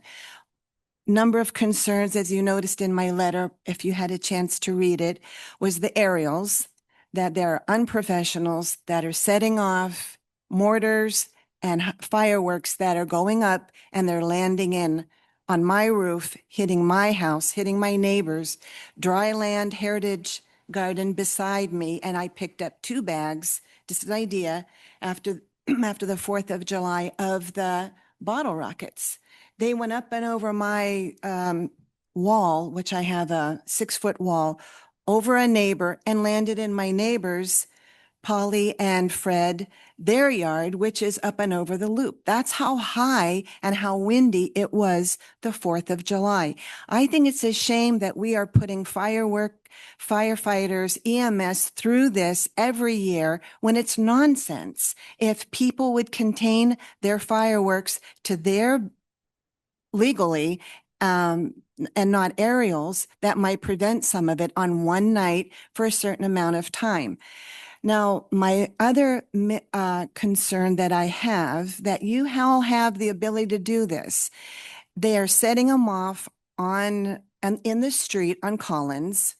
In the city street, they leave burn marks. They're not doing them in their backyard, my neighbor. It's in a street. It prevents me from going out, and I have to drive over. I could go over, but I have to wait for those to go out. Anyone on Collins or Northview Loop has to wait till they feel like it's safe enough to drive over explosives. That's nonsense. And speaking to the neighbor, these aren't teenagers. that are setting them off. These are adults who have the money to spend thousands of dollars on fireworks and then leave the burn marks. I have marks on my street, well, not my street, but Northview Loop, 2 years ago. It's still there. The burn marks are still on the sidewalk. We have dry land right beside my house, on acres beside me, and it's just dangerous. It's unnecessary. They can celebrate in a patriotic way if they wish, but to block Collins Road 35 miles an hour, where people have to stop and wait for the fireworks to be over to safely cross, that's not what we're about in West Richland. It's not what we are about. So thank you for your time. I appreciate the opportunity to speak. Thank you, Ms. You're welcome.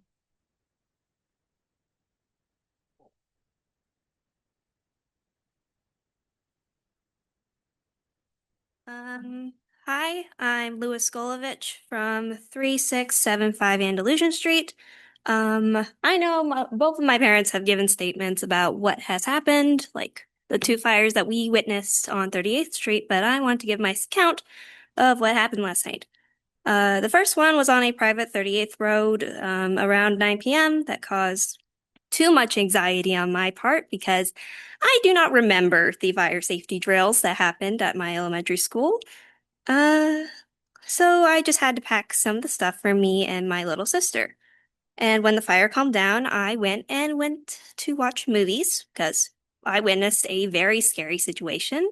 And about an hour or two later, I got ice cream, and lo and behold, another fire starts up. And we had to evacuate for that one with most of our essential objects in our car and down the driveway around the time that firefighters showed up. They mostly stopped it. Well, they did stop it, obviously. But neighborhoods nearby were still lighting off fireworks. Like close ones, like nearly a street over, were still lighting off fireworks. They were in view of the fire. They could have easily seen it and go, oh, maybe we should prepare for evacuation if we go. Nope, they did not. And my dad has sent you a video over 1 or 2 months ago, and you guys should have watched it because I think that's your job. But now you know the bare bones of what happened. This was the worst day of my life. I want you to know that. I'm 17 and I've never experienced anything worse. Probably I will never experience anything worse than what I've experienced that day. Thank you for your time. Thank you.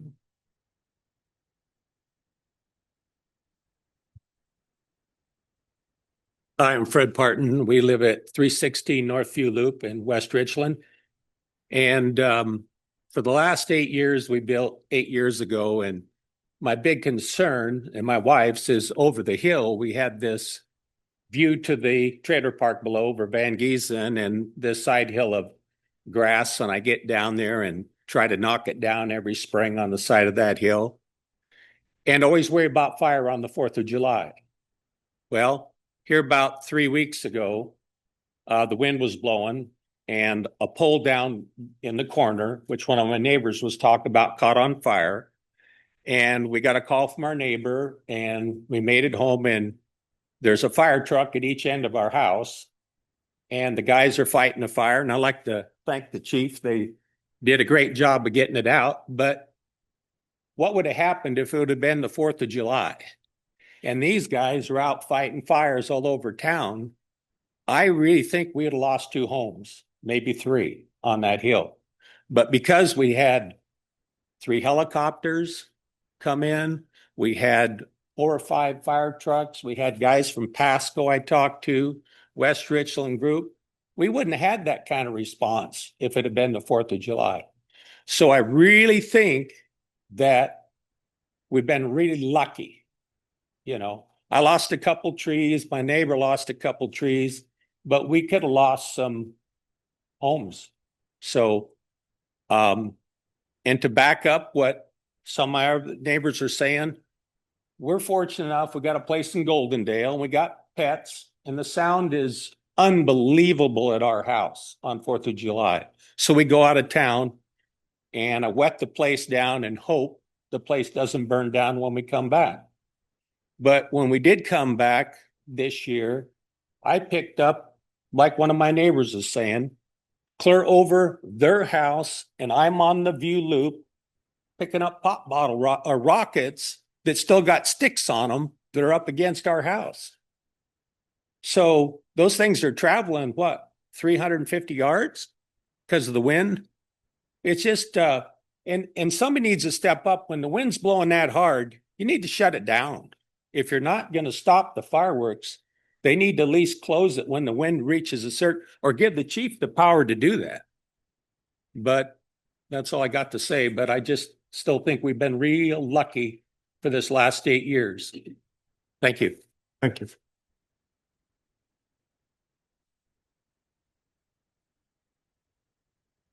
Thank you, Tina Gregory.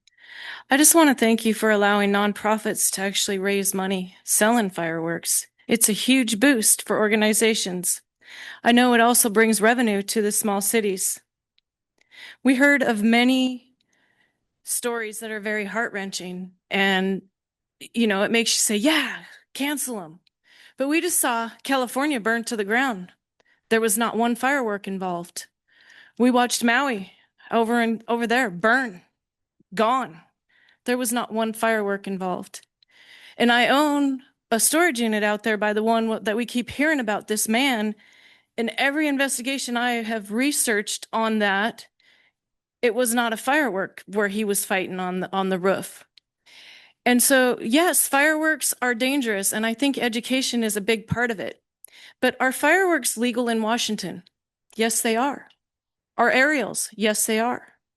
But are bottle rockets legal in West Richland? No. None of the fireworks stands sell a bottle rocket. Yet that's the number one thing I keep hearing about of how many people are picking up. So Kennewick, they did ban fireworks for quite a while. Did they stop? No, not at all. Does Pasco have problems? Every city has a problem with fireworks. Even though you put a ban and you say, we're not going to allow them to be lit here, we have reservations all around where you can buy them. Now, if you allow the fireworks stands, you pick which ones are legal here. And I feel bad for people that have dogs and animals and all that. I do too. But the freedoms that we have is because of the 4th of July.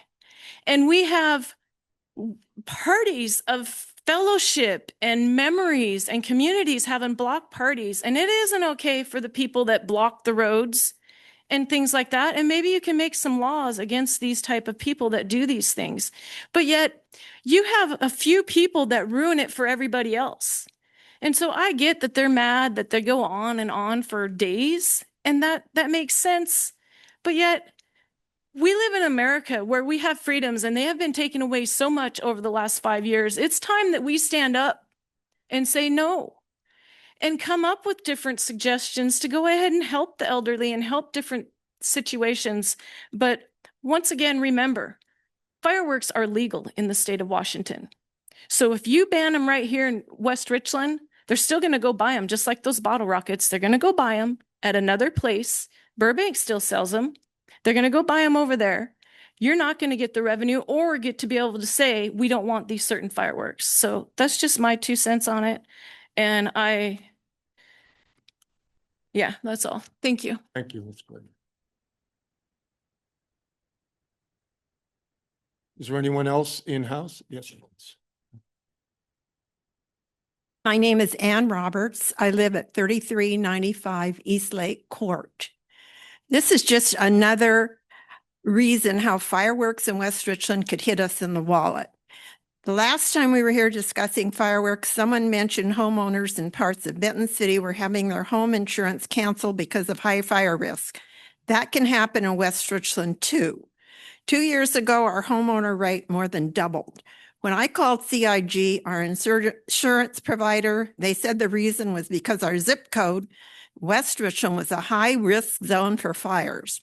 This year at renewal, we received a letter saying they were canceling our homeowner's policy. We live in the lakes surrounded by green, no desert sage or dry grass, and with a fire hydrant in our front yard. You would think it would be safe. With a lot of effort from our insurance agent, CIG, agreed to renew our policy. However, another $1,000 was added to our yearly payment. CIG sets their rates, so they say, based on the number of fires in our zip code. There is a lot of the city that is still in dry grass and sagebrush. With the increase in fires during the 4th of July time period, I cannot see how they can help our cause to keep our homeowners' rates down, or worse yet, being canceled. Something else I've wondered about is why so many homeowners in West Richland have to tolerate the constant blasting for 3 or 4 more days until midnight or later. I think there is a silent majority that asks, why isn't the 4th of July celebrated just on the 4th of July anymore, with a controlled one period of time for anyone to use legal fireworks? Other cities can do it. I was here about maybe 5 years ago pleading with the council. 2 of those members are here tonight who just kind of blew me off. We have another council now, and I'm hoping you will be able to at least approach the issue and do something good for the community. Further, I have one more thing. I don't know if my time's up. I have written a letter to Governor Ferguson asking him to ban fireworks. I wish I would have brought a copy of my letter tonight. If you can't do something about it, maybe our governor will be willing to. Thank you.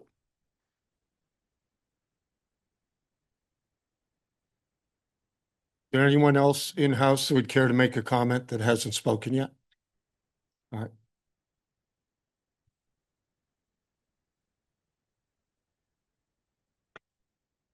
Hello, I'm Lana Reyes. I'm the one that sent each of you, as well as Chief Carlisle, 3 videos of my experience. So they speak volumes. If anybody in here would like to see those videos of my experience at basically the empty lot that burned at 1900 South 38th Avenue. By the way, I live at 1700 South 38th Avenue. The videos say it all from the emotional standpoint. I filmed one with my phone. My Ring doorbell caught another one, and then I don't know, within 4 minutes later, it caught that third one. So, and if you haven't had a chance to see those, I really encourage you to turn the volume up and hear the terror in my voice. But I am here today to ask the city of West Richland to ban fireworks. I'm just going to take that hard line. This is a safety issue. It's time for a change. We are a city that is growing rapidly. We're almost at 20,000 people. But as a city, do we need the revenue from fireworks stands? Because at what cost to the safety of our residents, firefighters, and personal property? Besides, many of the fireworks going off in West Richland aren't even purchased in West Richland. It's time for a change. Wenatchee, Twisp, and many other Eastern Washington cities are doing just fine with no personal fireworks. They celebrate the 4th of July just fine.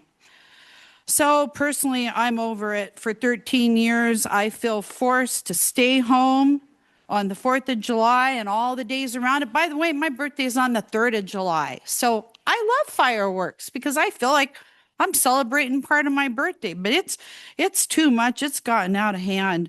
4th of July, I just stay there and watch the fields around me and do some watering and just be vigilant. It's not fun. I wish I could leave. I just got a new dog. I got to drug this dog. The last one was hard of hearing, so took care of itself. But just the maintenance and the noise. I'm calling. I see the fire creeping up the driveway. I'm calling the people there in the back of the house. They don't know the fire's there.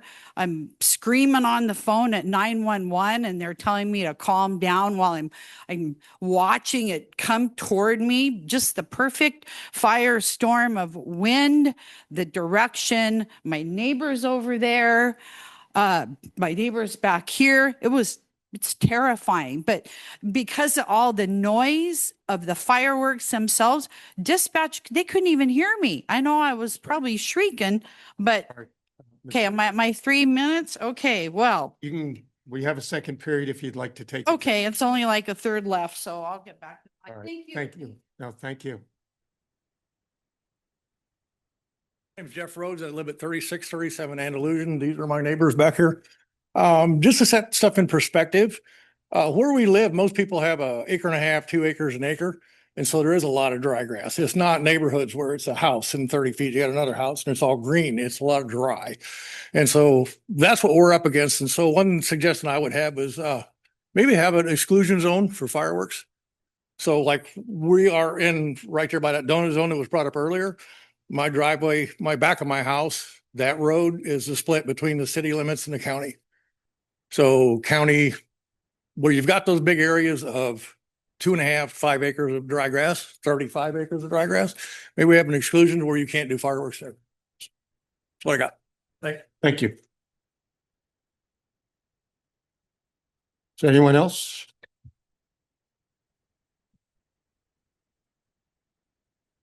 Dan Ritchie, 508 Austin Drive.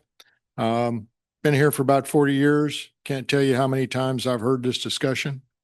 And whether or not you're pro fireworks or you're against fireworks, our neighbors have a problem and we need to resolve it. And what does that mean? I don't know, but we need to figure it out. We've created a perfect storm with the cities that are around us that don't allow it. We sell fireworks here in West Richland. We allow the use of individual fireworks here in West Richland. What did we think was going to happen? So whether you're for or against, we've got to come up with a different solution. Thank you. Thank you. Anyone else care to comment at the present time? All right, I will move to virtual attendees. We have a few people online virtually. If you are attending virtually and would like to make a comment, please raise your virtual hand. City Clerk will unmute you and you'll have 3 minutes to provide comments. I kindly request that you provide your name and residence. And Stephanie, do you see anyone? I do not. I don't see anyone with their hand up, no. All right, seeing no one, I'll close this public comment period. We do have a second one later on in the meeting, but I just want to thank all the citizens that attended tonight.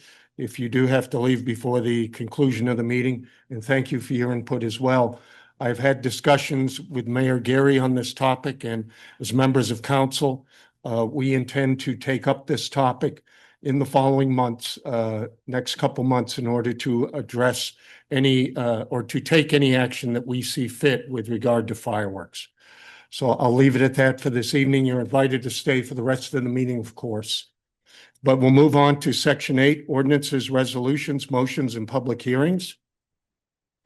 First item is a closed public hearing and a motion to approve file number plat 001-2025 Champion Preliminary Plat. Since this is a closed hearing, I will ask City Attorney Jessica Foltz to read through the hearing guidelines, and then we'll hear from Planner Alicia Ransom. There you are, for our staff report. Thank you, Mr. Mayor. A public body's decision on a quasi-judicial matter must be based on and supported by the record in that matter. The record consists of all testimony or comment presented at the public hearing and all documents or exhibits that have been submitted in connection with the matter being considered. Only parties of record will be allowed to provide comments. No new information or documentation can be introduced. The purpose of this closed record hearing is for the City Council to consider the pertinent facts, applicable law, and to make a final decision on Plat 001-2025 Champion Preliminary Plat. The appearance of fairness doctrine applies to this hearing, which implies that the hearing must be fair in form, substance, and appearance, and must also appear fair. Therefore, at this time, I would like to ask some questions of council. Has any member of the council engaged in communication with opponents or proponents regarding this issue outside of the public hearing process? No. Will any member of the council obtain any financial benefit or suffer a financial loss as a result of the outcome of this hearing? No. No. Is there any member of the council who believes that he or she cannot hear and consider this application in a fair and objective manner? No. Is there any member of the public, either proponent or opponent of this matter, who objects to the participation of any of the council members hearing this matter? And I do not see any, Mr. Mayor. Thank you, Ms. Foltz. Ms. Ransom? Good evening. The preliminary plat that we have before you tonight is the applicant is Tri-County Partners Habitat for Humanity. And the contact for the applicant is Jet Richardson. The property is 2.55 acres and it's proposed to be developed in one phase with 18 lots. Each lot meets the minimum lot size and does not exceed the limit for the RM6 zone of 9 units per acre. The property is located west of Champion Avenue, north of the Bombing Range Sports Complex. The applicant submitted their application materials, including a geotechnical report and SEPA checklist. And the project is subject to the State Environmental Policy Act.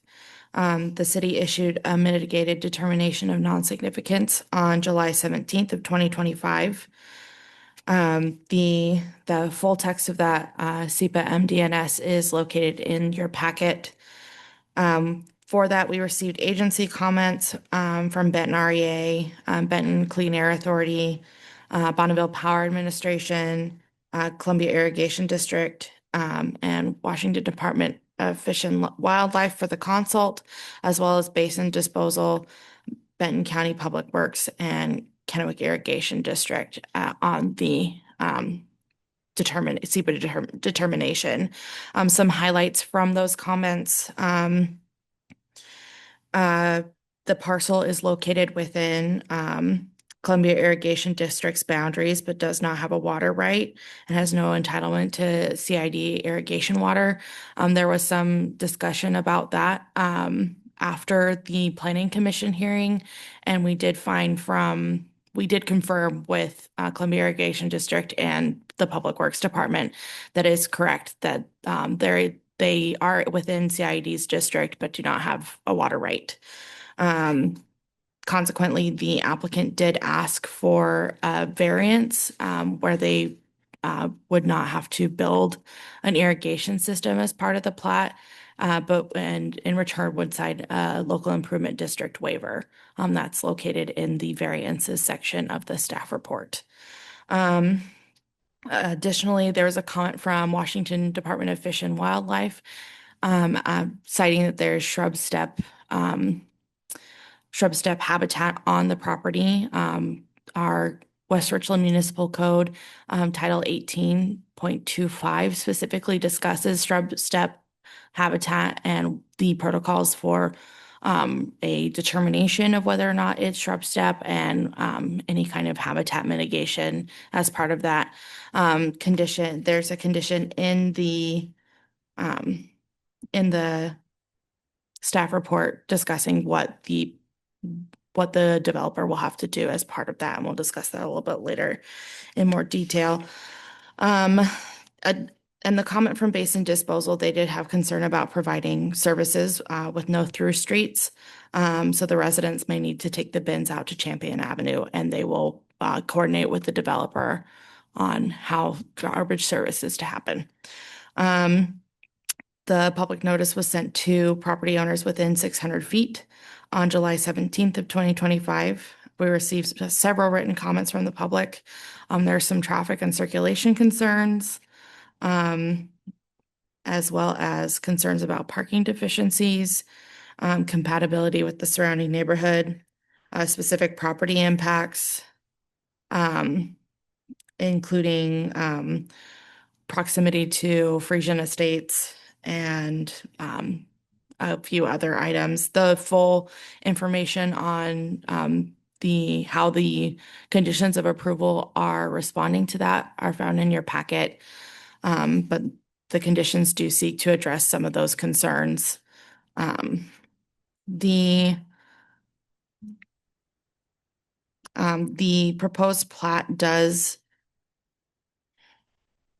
sorry, lost my place. The proposed plat does meet the requirements of the comprehensive plan.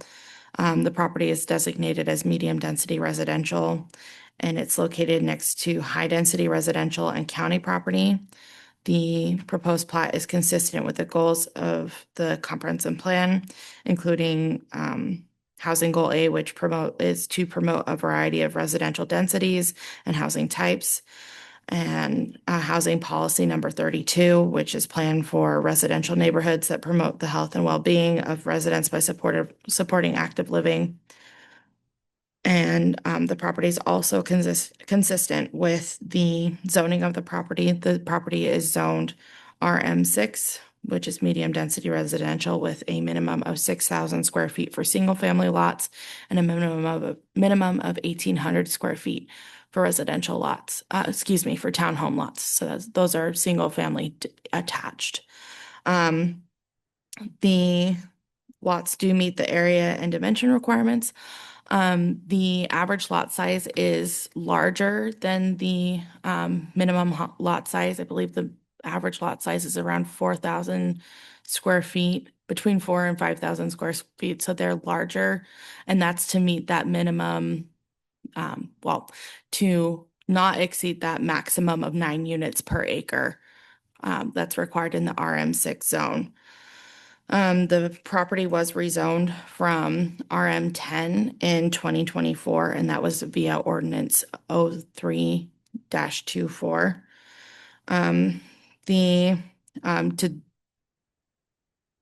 There were some items that did come up during the Planning Commission meeting, and some changes were made. Those changes in the staff report are struck through and shown in red. So the Public Works Department worked with the applicant to make some of those changes. There's changes to the roadway improvements that are required, as well as that irrigation waiver that I mentioned. Additionally, the condition 36 addresses that shrub step habitat, stating that the developer shall submit details on shrub step habitat, and that they're working with a biologist to determine if that habitat meets the definition of pristine shrub step found in our code and in the state code. And if it's found, then they will be required to do the required mitigation found in WRMC 18.25.250. The Planning Commission voted to recommend to City Council that they approve the preliminary plat as presented, and staff recommends that the City Council approve the preliminary plat as well. Thank you. Thank you, Ms. Ransom.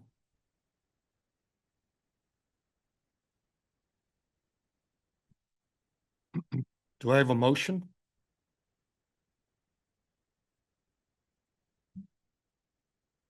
I move to approve. Oh, Sorry, Mr. Mayor, I was just, were there any of the parties of record? Oh, present yes, that wanted to excuse me, speak? thank you. Yes, I missed one part, excuse me. Are there any parties of record who would like to comment on this item? If so, please raise your hand. When I call on you, the city clerk will unmute you, and you can state your name and city of residence for the record and provide your comments. There's no one in-house, and I don't see any raised hands online. All right, seeing no one. Now it's time. Council, may I have a motion? I move to approve preliminary plat number PLAT-001-2025 Champion based upon the findings of fact, conclusions of law, and conditions of approval, and as recommended by the Planning Commission. Second. Motion and second. Council, any questions? Councilmember Bloom. One thing that concerns me is the garbage issue. I have discussed before with Mr. Slade the possibility, especially as we get these more dense housing developments, that communal dumpsters might be a little bit more I'm trying to think that Champion's going to be lined with garbage cans, you know, well, trying to get them out the street. That was my concern.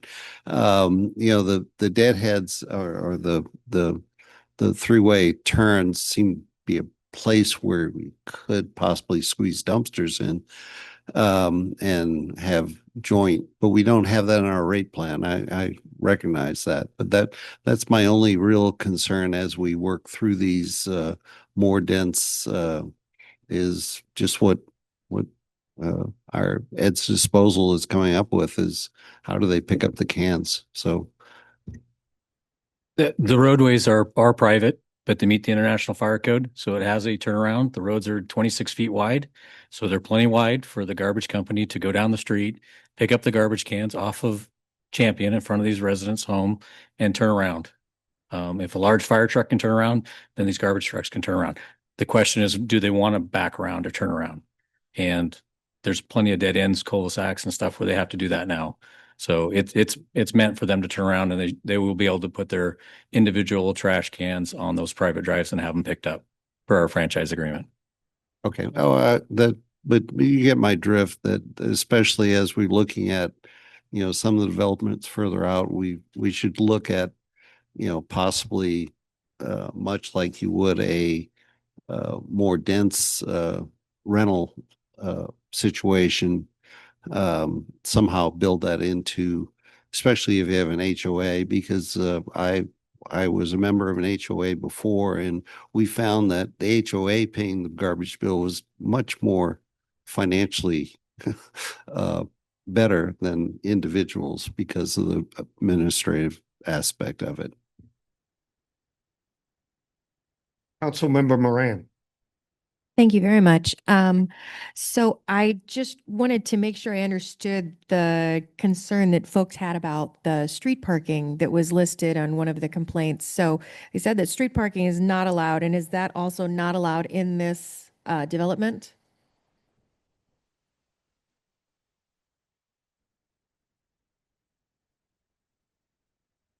They are, so I don't know exactly what the width is. I believe that there's one side that at least one side of the private drives that are not allowed, but they're required to provide off-street parking for each unit, and that's within the driveway, and each driveway will be required to be sufficient width to provide those two off-street parking spaces. And that's the same with all single family residential, that they're required to have two off-street spaces.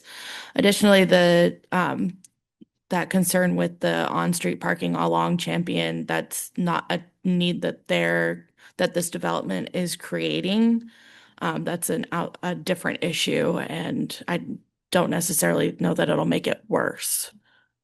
Okay, thank you very much. And I also just wanted to note, I think that you were underselling the size of the lots when you were saying it was 4,000 to 6,000. The smallest lot is definitely not 4,000 square feet. It was about 4,600 or 4,700 square foot. So it was bigger than 4,000 square foot. So just because I heard some slight, I'm not sure if they were gasps, but kind of concern grumble. Yeah, I like that we are allowing for these homes. I know it seems like there is concern that I've seen where folks are feeling that if Habitat for Humanity is going to be here, that it's going to bring in, for lack of better words, the riffraff. But from what I understand from other Habitat for Humanity areas, that is not the case with these homeowners. Are you familiar with I don't know if maybe the crime rate around Habitat for Humanity developments? I don't have information on the crime rate specifically, but Jet Richardson, who's the representative for the applicant during the Planning Commission meeting, offered testimony about the process that their families go through they go through, financial counseling. They, actually put in labor to build the houses, all of that. In addition with that, they are vetted for, are they going to be good candidates for the what Habitat for Humanity provides. So there is a lot of fitting for that. He also talked about how, they're just people who are looking for a stable home for their families. And he, yeah. Yeah, no, absolutely. And I'm absolutely in agreement with that. I know that there are very strenuous requirements for these neighborhoods. So, from what I understand from looking at other Habitat for Humanity developments, there is not this amount of crime that people seem to think is going to happen from these developments. Mr. Slade, I saw that you were lowering your microphone. Did you have more to add? Yeah, I just want to be clear on the parking. So Alicia's correct on each lot, just like in a normal residential, two spots in the driveway. The private drives meet the International Fire Code at 26 feet, but that doesn't allow for parking on those. But the roadway standard that we're using on Champion, they'll be widening the roadway to do on-street parking along Champion along their frontage. It's extra parking that's available for that development, but it also benefit the sports complex too, that needs additional parking. Okay, thank you very much. Councilmember Fetto. Yeah, thank you. I was hoping Jet was gonna be here to talk, because I did see a lot of comments about crime. Just so everybody's clear, this is not government aided assisted housing. These people qualify for mortgages. They have an interest rate, not an interest rate that any of us would qualify for. I'm a mortgage professional. I can tell you what the interest rate they're getting is not what I can get or I can get for you. But they do have to qualify for the mortgage. They do have to put in thousands of hours of sweat equity into these homes. They cannot otherwise qualify for a mortgage, and most of the time that means they don't have the cash for down payment and closing costs. But they have to income qualify to get into these homes, and they are homeowners. They are not assisted by the government. They're not renters. They're not leasing. They are homeowners and have a schedule of participation with Habitat should they sell within X number of years. The Habitat has a shared equity partnership with them. At the 30 years, then they are given the deed in full. But I just want to make sure that was clear. I did see a lot of that as well about the increased crime. I would say the increased crime on this is no different than any other townhome parcel we have developed in the city of West Richland. These things they're still homeowners. They're just looking for stability in the home, mostly for children. Thank you. Councilmember Smart. Yes, thank you. So one question that one of the letters indicated was, do we know what size homes will be placed on these lots? Just out of curiosity. I don't believe that they finalized the design for that. They haven't come in with their building permits because they can't. They don't have legal lots yet. But Is there a minimum for that zone? the minimum for the RM10 zone, the RM6 zone, it's the same as the RM10 zone, is 420 square feet of finished living space. Thank you. And do we know if there's any walls or fences planned? I know that on the west side of the property, it abuts a development that has a concrete wall, I think. I don't know if they're planning on building fencing around each lot. That's not a condition of approval that we're requiring. So that Okay, thank you. And is there who owns Champion Drive or Road? Is that West Richland or county? Currently, it's a federal access easement that the city has accepted. So once they build their frontage to city standards, it'll be maintained by the city. Just one side will be developed to city standards, or? So that was part of the discussion at Planning Commission. They will build both sides. We don't build half streets. The concession that was made is currently our municipal code bans parking on the east side or the county side of the road. And so we reduced the roadway width by 8 feet since we didn't want to encourage parking in a no parking area. And so they'll build a 28-foot curb to curb, put sidewalk along their frontage, but no sidewalk on the county side with street lights. The lot between theirs and Mount Adams View, they will build a rural roadway section meeting the International Fire Code of 26 feet width. And in the future, that'll get widened as that vacant lot to the north of them develops. Yeah, and I want to note that that lot to the north is also zoned RM6, correct? And I was curious to know if any of the comments we received from citizens who were concerned about this development, whether or not they were, and I already asked this question, but I want to put it on the record, whether they were citizens of West Richland or county residents, and did they make comment when the lots were rezoned not too long ago? Do we know that? I would have to look about whether or not they submitted comments at the time of the rezones. But I did pull, we had two city residents and 3 county residents of the 5 comments we received. Okay, thank you. I'm sorry for the late question. I just thought of it this afternoon, actually late this afternoon, so I should have given that to you earlier. Okay, well, I guess let's see, do I have another question? I guess it was just whether or not the county boundary is just on the one side of the lot. The other side of the lot to the south is Bombing Range Park. The side to the west, for the record, was already developed to RM6 standards, and the lot to the north is vacant and also zoned for RM6. So just putting that out there. That's all I had. Thank you. All right, seeing no other comments, council, we have a motion to approve preliminary plat 001-2025. All in favor, please say aye. Aye. Aye. Any opposed, say no. Motion carries.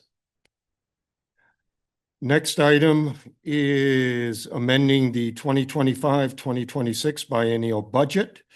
Finance Director Erin Gwynn will present the staff report. All right, thank you, Mayor Pro Tem Brink. And good evening, council and citizens. This evening, I'm presenting the 4th budget amendment of the 25-26 biennial budget. This budget amendment affects 3 separate funds. In the 002 Cumulative Reserve Fund, we are recognizing revenue from the sale of Belmont Lot 1, short plat number 3741, in the amount of $634,234. Also associated with the property sale, we're appropriating $28,317 for closing costs. Another item in the cumulative reserve fund, this amendment is increasing appropriations in the amount of $650,000 to purchase 99.9 acres from 7HA for the possible future site of the VA cemetery. If the Department of Veteran Affairs were to designate West Richland as the site of their new Tri-Cities Region VA cemetery. In the 404 Stormwater Fund, this amendment is recognizing state grant revenue from Department of Ecology in the amount of $299,570. The project is to develop the guidance to improve water quality in water bodies statewide by developing an underground injection control stormwater guidance material. This amendment also appropriates the same amount for consulting services to perform the work. In the Water System Development Fund 441, this amendment recognizes $250,000 from Frank Teagues LLC and appropriates the same amount for city staff time to work on well number 13. This project correlates with resolution 32-25 passed by City Council in July of this year. Staff recommends passing the attached ordinance. This amendment authorizes an increase in the 25-26 appropriations in the amount of $1,227,887 and recognizes an increase in resources in the amount of $1,183,804, bringing the total revised budget to $155,629,855. Thank you, Ms. Gwynn. Is there anyone from the audience who'd like to comment on this item to amend the City of West Richland's annual biennial budget? If so, please come to the podium, state your name and city. I see no one in-house. Is there anyone attending virtually that would like to comment? If so, please raise your virtual hand. City Clerk will unmute you. You may also press *9. I see no one attending virtually that wishes to comment. Do you see anyone, Stephanie? I do not. Seeing no one, council, do I have a motion? I move to pass ordinance 2225, amending the city of West Richland 2025-26 biennial budget. Second. I have a motion and a second. Council, any questions for staff? Councilmember Bloom? I guess we approved the purchase and sale agreement. We're doing this. The property is technically not within the city limits, correct? And as such, does that cause any problem as far as our bookkeeping? This Ms. Gwynn. So the Veteran Cemetery is part of our capital improvement program that was in there. So it's a municipal purpose. It's no different than the property you bought earlier this year in the city of Richland for an intertie booster pump station for municipal purposes. So you're allowed to purchase property outside of the city limits for a municipal purpose, and that's what this does. The intent is to hold the property, not to close on it. This allows the state's VA to go through their due diligence. This property and one in Richland are the two finalists that they're going to decide soon and submit appropriations to the state legislature for funding in the 26th legislative session.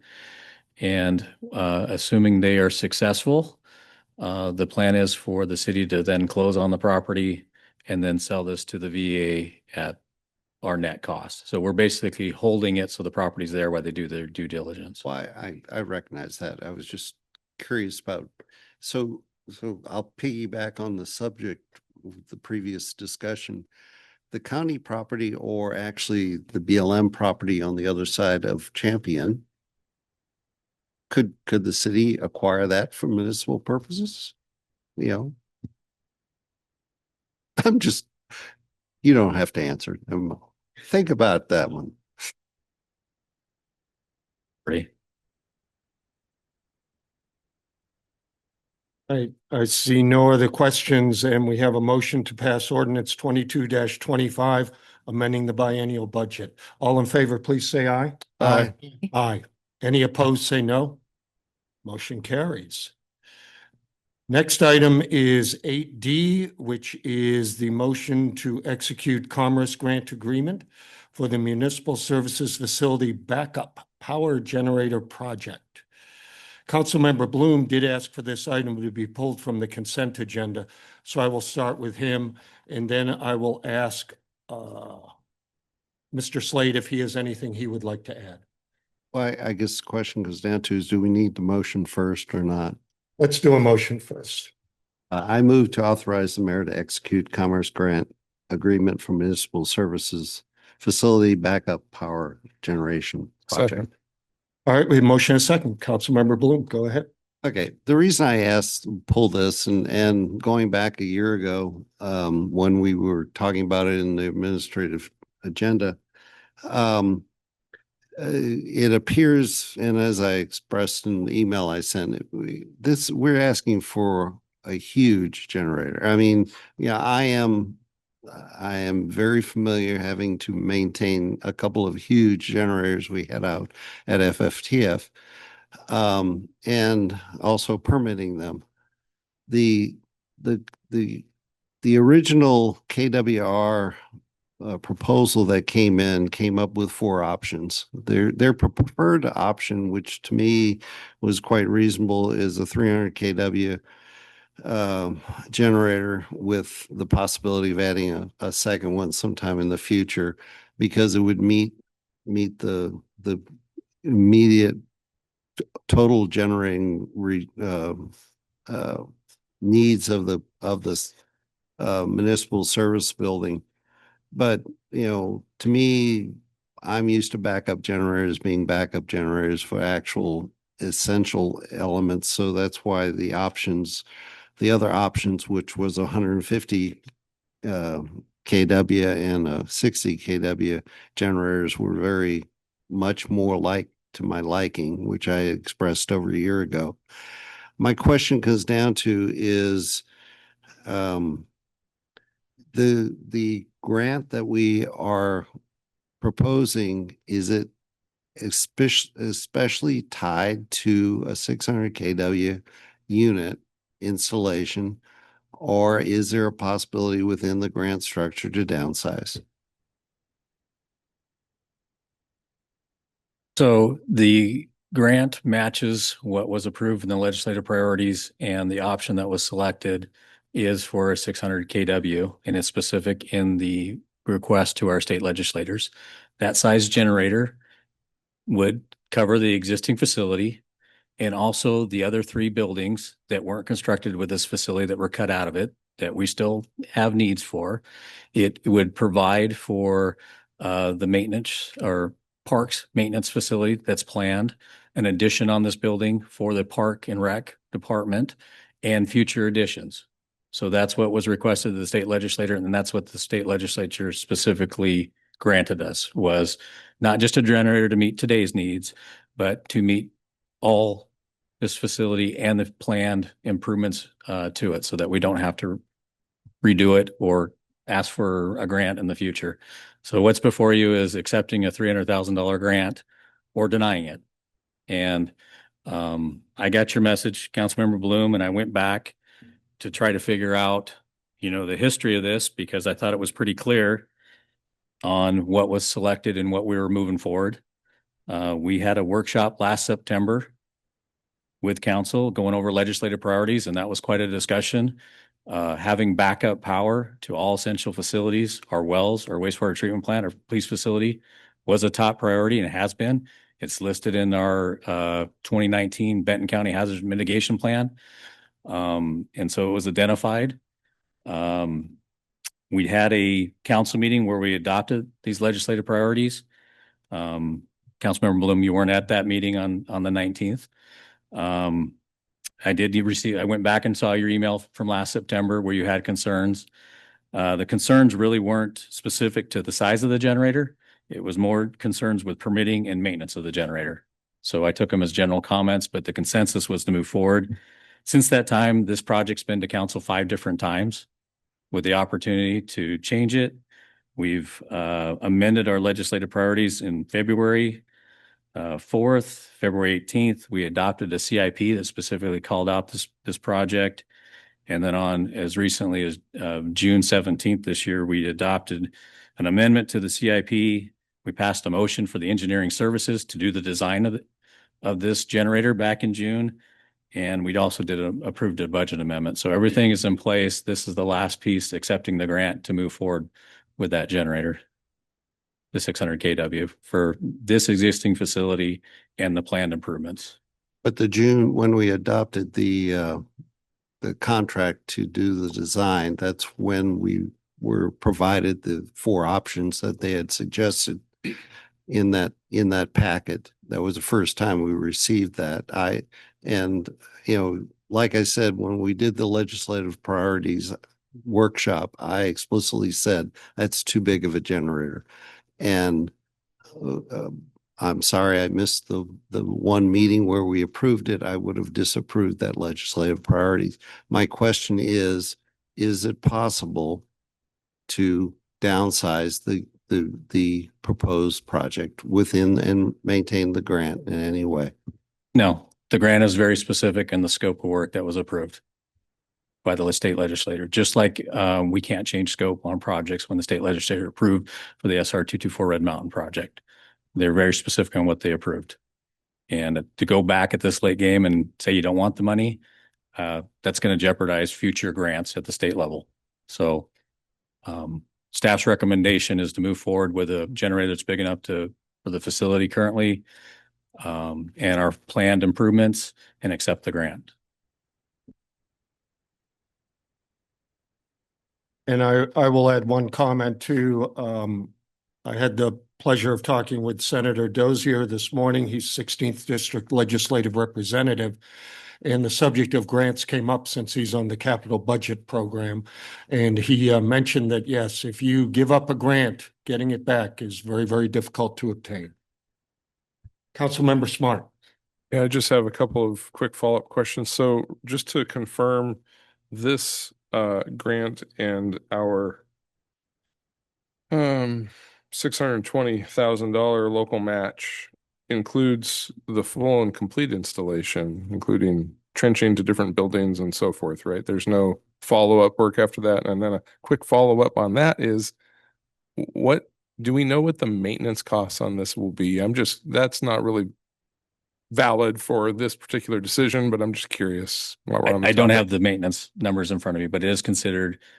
We have generators at all our wells. We're putting them in. That was a direction from council several years ago when Bonneville Power Administration was talking about brownouts. So we've been working with Benton REA, our police station's backup generators, our wastewater treatment plant. So they're very minimal. We exercise them monthly and routine maintenance. So it has, I can't say it's a big cost, but there is a cost. I just don't know it. And what was the first part? And then so the first question was just, is the installation complete? Yeah, the 920 includes the design work. There's costs associated with the switching cabinet. There was cost from Benton REA's, has some work. Yes, so it's total cost. And where would it be physically located? It's going to be behind the secured fence, behind the shop, back. Does it have a building associated with it? No, it'll be outside, exterior, but it is I can't think of the term they use it, but it's got the extra insulation for noise. Oh, okay. Good follow-up there, Roscoe. That was my next question. Yeah, is there a possibility that it's going to need a building? It's pretty much outdoor rated and we're good to go. Okay, I'm just looking for follow-on costs after this. So thank you for that. Appreciate it. Back to Councilmember Bloom. Roscoe, how large a diesel supplies is going to have? So I'd have to look. I don't know off the cuff, but my guess was it's similar to the police station, that working with Benton REA, knowing that we can get diesel pretty readily, that the tank was sized down. And I don't know if I want to say it's 3 days, but that's off the cuff. It may be 2 days, where if it was running at full capacity, running everything. Right. But as I said before, running a 600 megawatt kilowatt generator at half capacity consumed twice as much. It consumes as much as running it at full capacity. I mean, it's going to be it's very inefficient. So. Understood, Councilman Bloom. I understand your concerns. And my hope is that council will find the money to finish this campus and put the additions that were cut out of the budget back in 2017. No other comment. We have a motion on the table to execute Commerce Grant Agreement for the Municipal Services Facility Backup Power Generator. All in favor, please say aye. Aye. Any opposed, say no. No. Board Councilmember Bloom as a nay.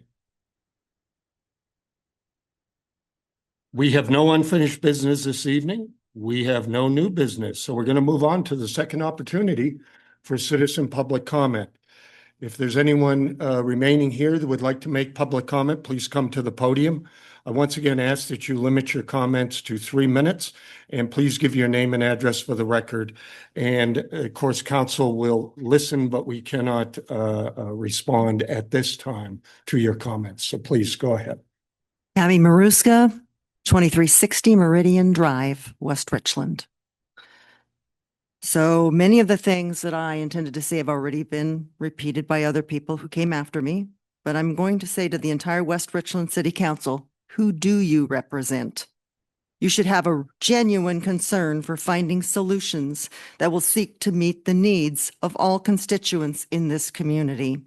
If you're not able to be impartial and proactive in finding those solutions, then you probably shouldn't be part of this city council.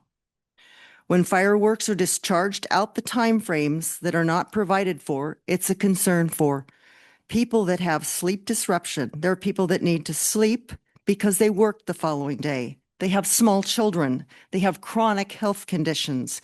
You have veterans with PTSD, and not to forget the pets. I am a pet owner. My dog is 15 years old. I can't drug her at this point because she becomes unstable on her feet. So the last 2 years, I've gotten to spend my time in my closet. And at 65, that's just not a really good way for me to get sleep at night. Then you have the property damage that many people have brought up. People should not be put in a situation where they feel they have to fight a fire or they're panicked because they might lose their property. One thing that didn't come up, the rights of those of us who are having our peace and quiet violated. And I'm tired of being called a Karen, and I'm tired that my rights are being violated by those setting off fireworks. I have rights too, and those include the right to peace and quiet outside those timeframes that are established for setting out fireworks.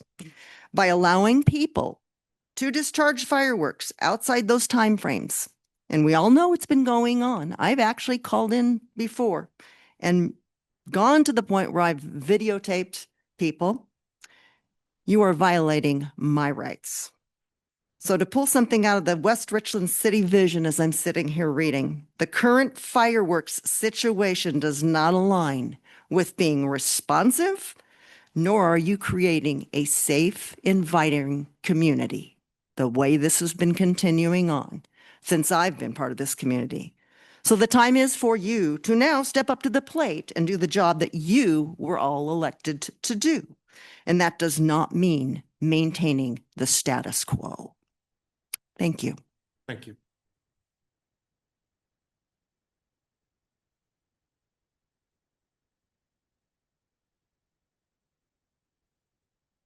Tex Bender, 786 South 38th Avenue. Just wanted to ask you a couple questions or just put something forward. We have no way to get information. You're talking about needing information. So if we need to shut down the fireworks, it's windy too windy, you can't get that information out. It doesn't exist. Our city website doesn't have access to anything that's going on as far as with the police and everything. That's all on Facebook.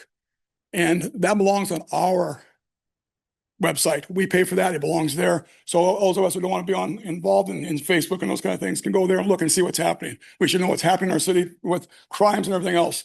And then there's the website could be actually more friendly. You know, if that goes, if you're out there looking, it's terrible. Then I have a question. I can't find the city charter anywhere. And that should be on the website. I want to know, I want the city charter. I want a copy of it. And I expect to get that, please. I want a copy of it because those are the laws of the city. All the ordinance after that come after the fact. Those are the constitution of the city. And those need to be followed to make sure they're being followed. Okay. As far as this, you know, everything else goes, I think we do a pretty good job, you guys do. You know, I've come and ragged on you and given you a hard time, but the reality, I think you do a pretty good job. It could be worse. I read all of your bios online. Everybody's running for governor or for the mayor. And I just noticed one thing that worries me, concerns me. I moved from Seattle to here because they had the fireworks, right? And you got the freedom you had here. But that's not my concern is. My concern is everyone commented the same. They're concerned about making sure we have a family-friendly in community, right? But in that family-friendly community, we need to have some businesses that bring revenue. You know, and revenue is not a dojo or a dentist office. Revenue is something that pops business like this, fast. In my past life, I was a diamond broker and turned in 30 days, $30 million in diamonds at Christmas, right? Over in Bellevue thing. And so I know a thing about moving things forward and getting things happening. And we had a $750 or $750,000 budget to advertise. But we don't have any access to get any information. We don't have any to get information. We don't have access to like fast foods here, and everything goes down the road to Richland. So millions of our dollars here go there. And now that Costco is there, we didn't do anything to shore up the damage that was going to cause to Yokes. Because now we can go here or we can go down to Costco and we can do all kinds of shopping, groceries, we can get all the other stuff that happens in Costco. And I think that we need to start actually looking at that. And I would like to know where you get on. I'm disabled. I have 24 hours a day to do this kind of stuff. So I'd like to know where is there a committee that you can start getting on, that you actually start bringing businesses here to start soliciting? Because I did that. I did those things. I taught Metro Transit how to use an advertising budget. So I made 3.5 million impressions a month. So our jewelry store sold that $30 million in 30 days, right? Thank you, Mr. Bender. Right. And so I just would like to help if I can anyway. But you guys are doing a good job, I think. Thank you, sir. All right. Thanks.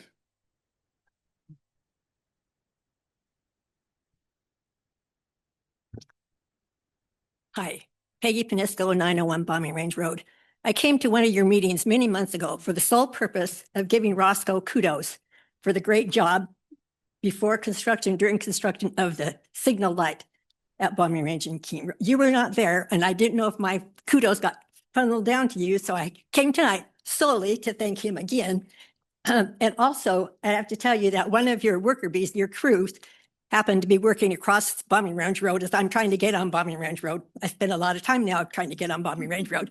I did not recognize him, but he gave me a big wave, and so he gave me a great day that day. I try to wave to the police that go by when I'm down there waiting, if I can see that, they look my way, also to the city crew, because you guys do a great job. Now, thank you for however, and I think it's code enforcement, to get the RVs and all those vehicles off Ironton that have been such a pain for us traveling that road. I travel that road constantly, and at 54th or 45th and Hampton, there was also a camper trailer there. Could not see when I pulled out onto 45th. I think it's 45th. But anyway, thank you very much for getting those off. Many years ago, when our population was we were 1,000 people, looking at making that be parking on one side of the street only. That's how narrow that road is. I still don't like leaving Ironton and going to 38th though, because the sight distance is such that you have to pull out into 38th in order to see oncoming traffic. And they're going down that road a whole lot faster than 35 miles an hour and sometimes up there. So I'm still concerned about that.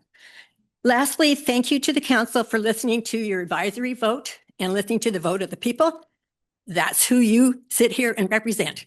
And I was not at that meeting, but when I heard about it or read about it, I thought, how refreshing. I'm just saying, how refreshing. Thank you for listening to the majority of the people who live in West. Anyone else present here tonight that would like to make a comment? All right, seeing no one, I will turn to our virtual attendees. Is there anyone attending virtually who would like to make a comment? If so, please raise your virtual hand. You may also press *9 if you're calling in via telephone. I see no one on our virtual attendees. Do you see anyone, Stephanie? I do not. All right, seeing no one, we'll move on to staff and council announcements, reports, and comments. I'll turn to staff first, and I might as well go down the line. Chief Fry, you're up. Thank you, sir. I wanted to give the council an update on the 2004 Pheasant Lane issue, with a lot of comments coming to you from citizens to let you know what we've been doing. There has been 2 citations issued for garbage. There's also been some parking infractions issued, and we've also sent some transfer of title over to the courts with police reports on that. And there's also been 3 vehicles towed off the city streets, 2 by our patrol and then 1 by our code enforcement. So I just wanted to give you an update on that so that you could pass that along to people that we are watching that area. We're trying to get it cleaned up. We're trying to take care of the problem. Thank you, Chief. Mr. Slade. It's late, so I'll be quick. I just wanted people to be aware, next week, Keene and Kennedy intersection. This is the one where we're doing fog seal. We're going to redo the striping to narrow up the lanes, to separate the left turn and through lanes. To do that, they're going to be doing it during the day next week. It's 3 days. I'm not exactly sure the days, but Keene Road will be in both directions down to 1 lane, and Kennedy will have some delays. There'll be a lot of flaggers, a lot of work going on. There will be delays, so if you can avoid that intersection, please do. Look at our social media. It will be on Facebook telling people when that's going to happen, what 3 days next week. But it's please be patient. It'll get better.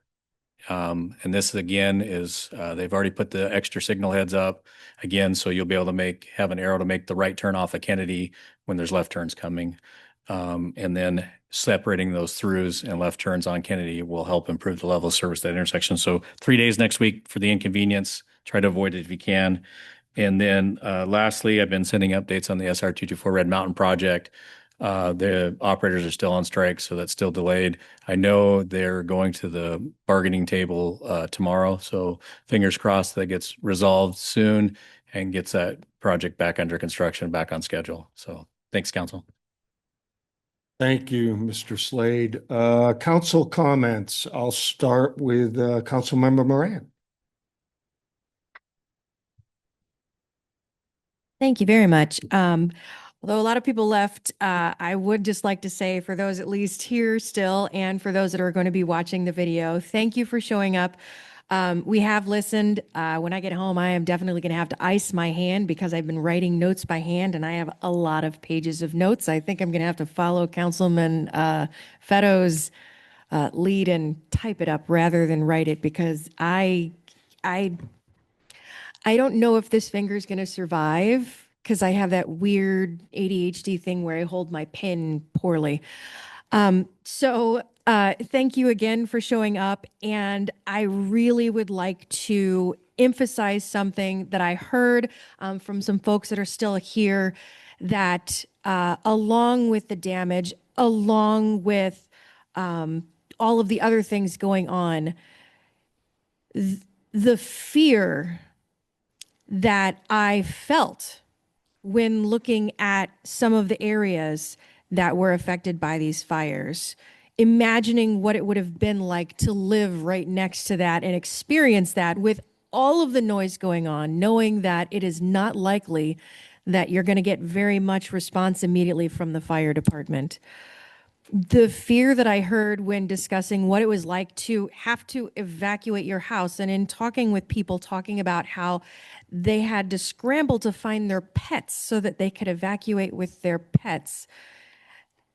That is a huge fear. And I really want people to understand that while it's one thing to be patriotic, it's another thing to cast aside the real fears and concerns of others because you feel that showing patriotism must be one certain way. There are many ways to show patriotism.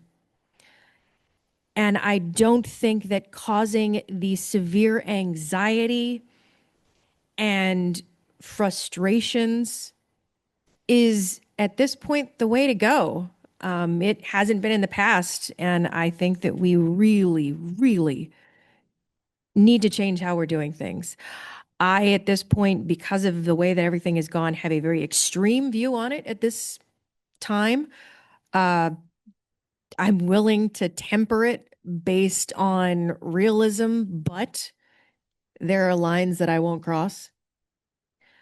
But I really hope that everybody has truly, and I imagine we have been all truly listening to what everybody's been saying. On another lighter note, WASELI, the Washington State Collaborative Elected Leaders Institute that Mayor Pro Tem Brink and I are involved in, we are meeting virtually this Thursday and meeting again in person next week, Friday and Saturday at WSU Tri-Cities. So I'm expecting a lot of good things to come out of that. And I really hope that we'll have time to sit down and talk to council about what we've learned and share. I know that we've shared with our clerk. So I'm excited about that. I'm excited what's going to be going forward.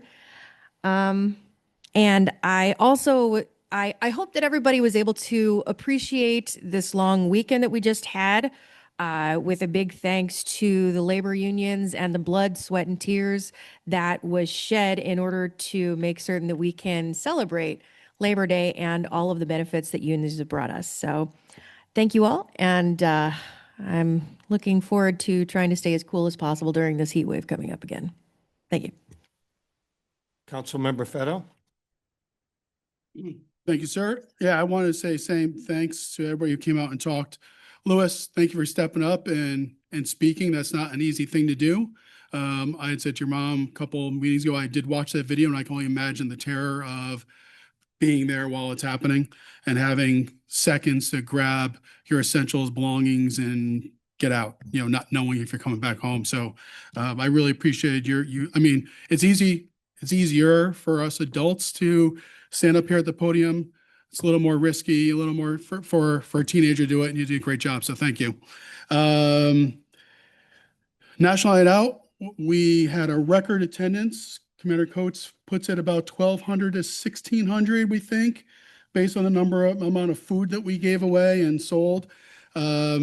So great event. The move to Bomber Range Sports Complex was a hit, and that's where it'll live from now on. Veterans Day Parade is coming up. Happy to announce former Chief of Police Tom Grego will be our Grand Marshal. Scotty Smiley had a other event in Arlington that he couldn't be up here for that. So we reached out to Tom and he's graciously agreed to be our Grand Marshal. And then, sorry, I missed the last meeting. I was on my honeymoon in Alaska.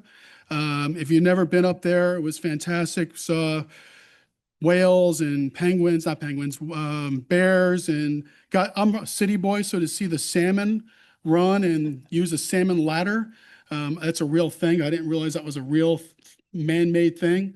It was pretty cool. That's all I got. Thank you.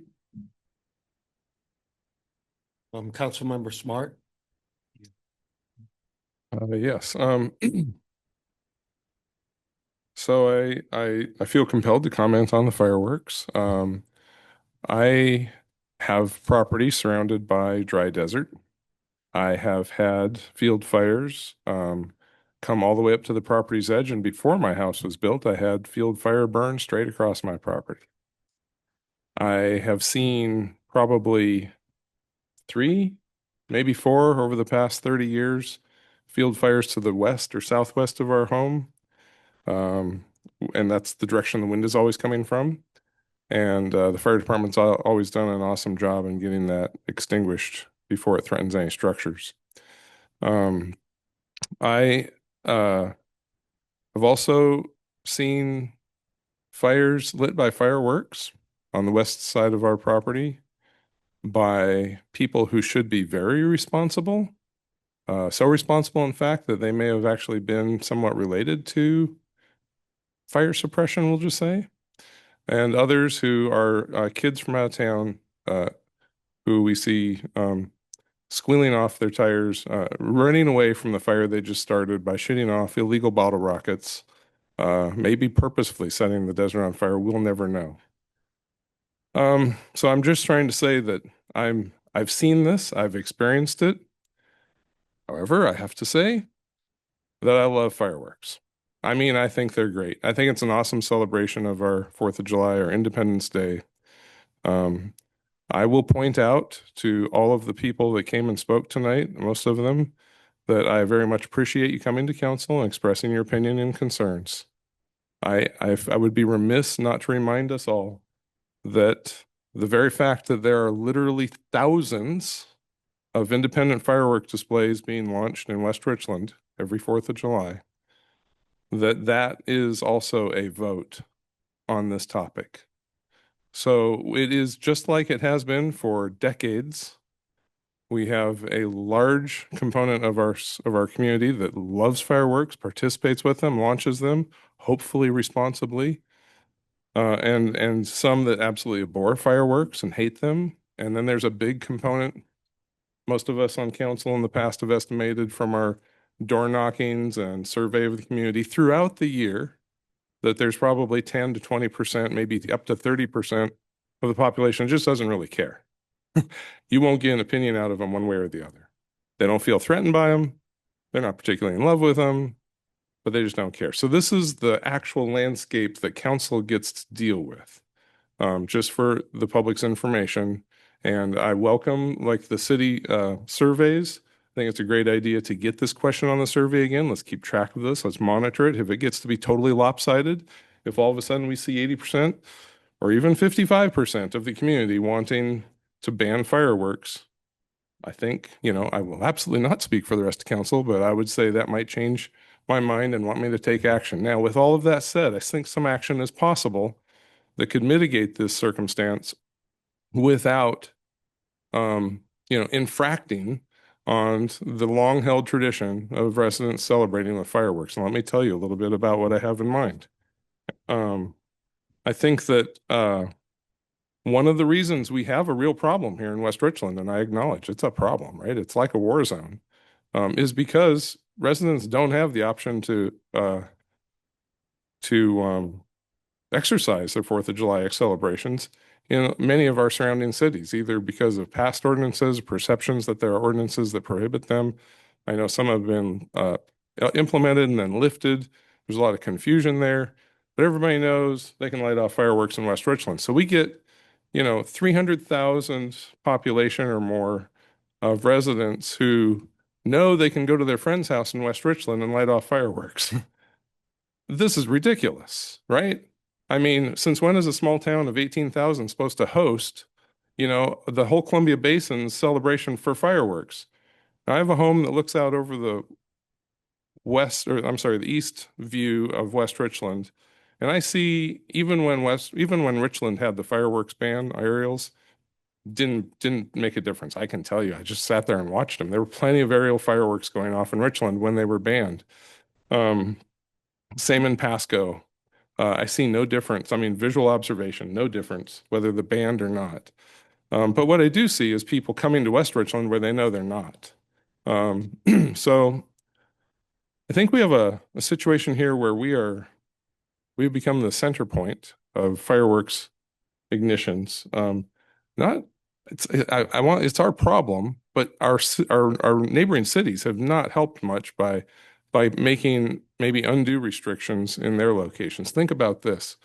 If Pasco, Richland, and Kennewick all allowed had the same rules that we currently have, I think you'd see a significant dilution of fireworks displays here in West Richland. Because when I talk to people about fireworks celebrations, they have their friends, and their friends don't all come from West Richland. There are a lot of outsiders coming with fireworks they have purchased, to launch them off on our streets. Okay, that's a problem.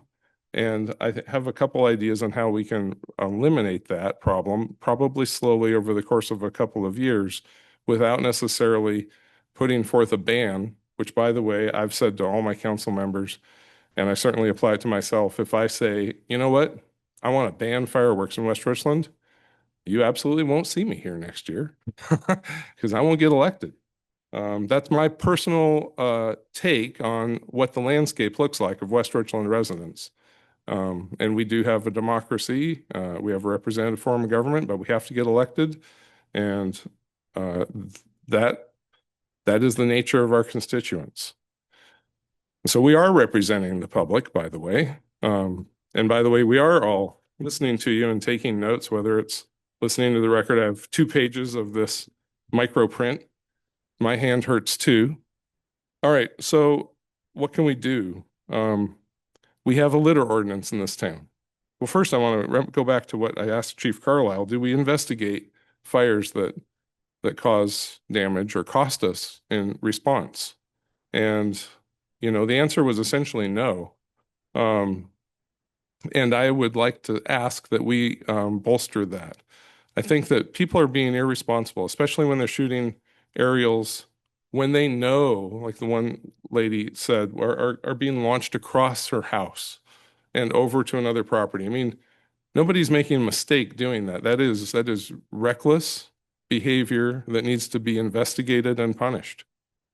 Citizens should know that they should not only know, but they should at least perceive that they will be investigated and held liable for the damages they do to property or major responses required by our law enforcement and fire. If you have a bad behavior, you're not going to change it unless there's a consequence. Now, if we just said we're going to ban fireworks, first of all, I don't believe it's enforceable. I don't like to pass ordinances that can't be enforced.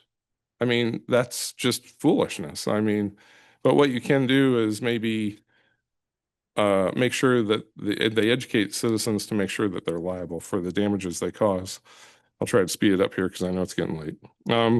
So I'd like to maybe talk to other cities and see if we can come up with a cooperative way to mitigate the concentration of fireworks in West Richland. I'd like to emphasize there's a projectile ordinance in West Richland. If you launch a bow and arrow into your neighbor's yard and they want to complain about it, you can be held liable for that. BB guns, etc. And I see no reason why we shouldn't include fireworks in that ordinance, so that if you're seen and there are witnesses and evidence that you have launched fireworks into somebody else's property, they can hold you legally accountable for that. That should be added to our ordinances, in my opinion. If bows and arrows count, then why wouldn't a bottle rocket? I think that those are the 2 things that I would like to see emphasized that would help place responsibility on citizens. what the city can do. Here's the other thing that is contributing to the density of fireworks in our city and on our streets, launching them in roads where things are blocked, where the road is blocked. That's unacceptable. But what we've done as a city and the school district is we have disallowed people from using the very large acres and acres of green grass, which you all pay for with your taxes, to serve as a safe alternative location for launching things like aerials or having massive ground displays, which I believe are just as dangerous in most of our backyards that abut deserts as the aerials are. So we have concentrated, we have cities that have put forth laws and legislation that force residents to leave their town and come to West Richland.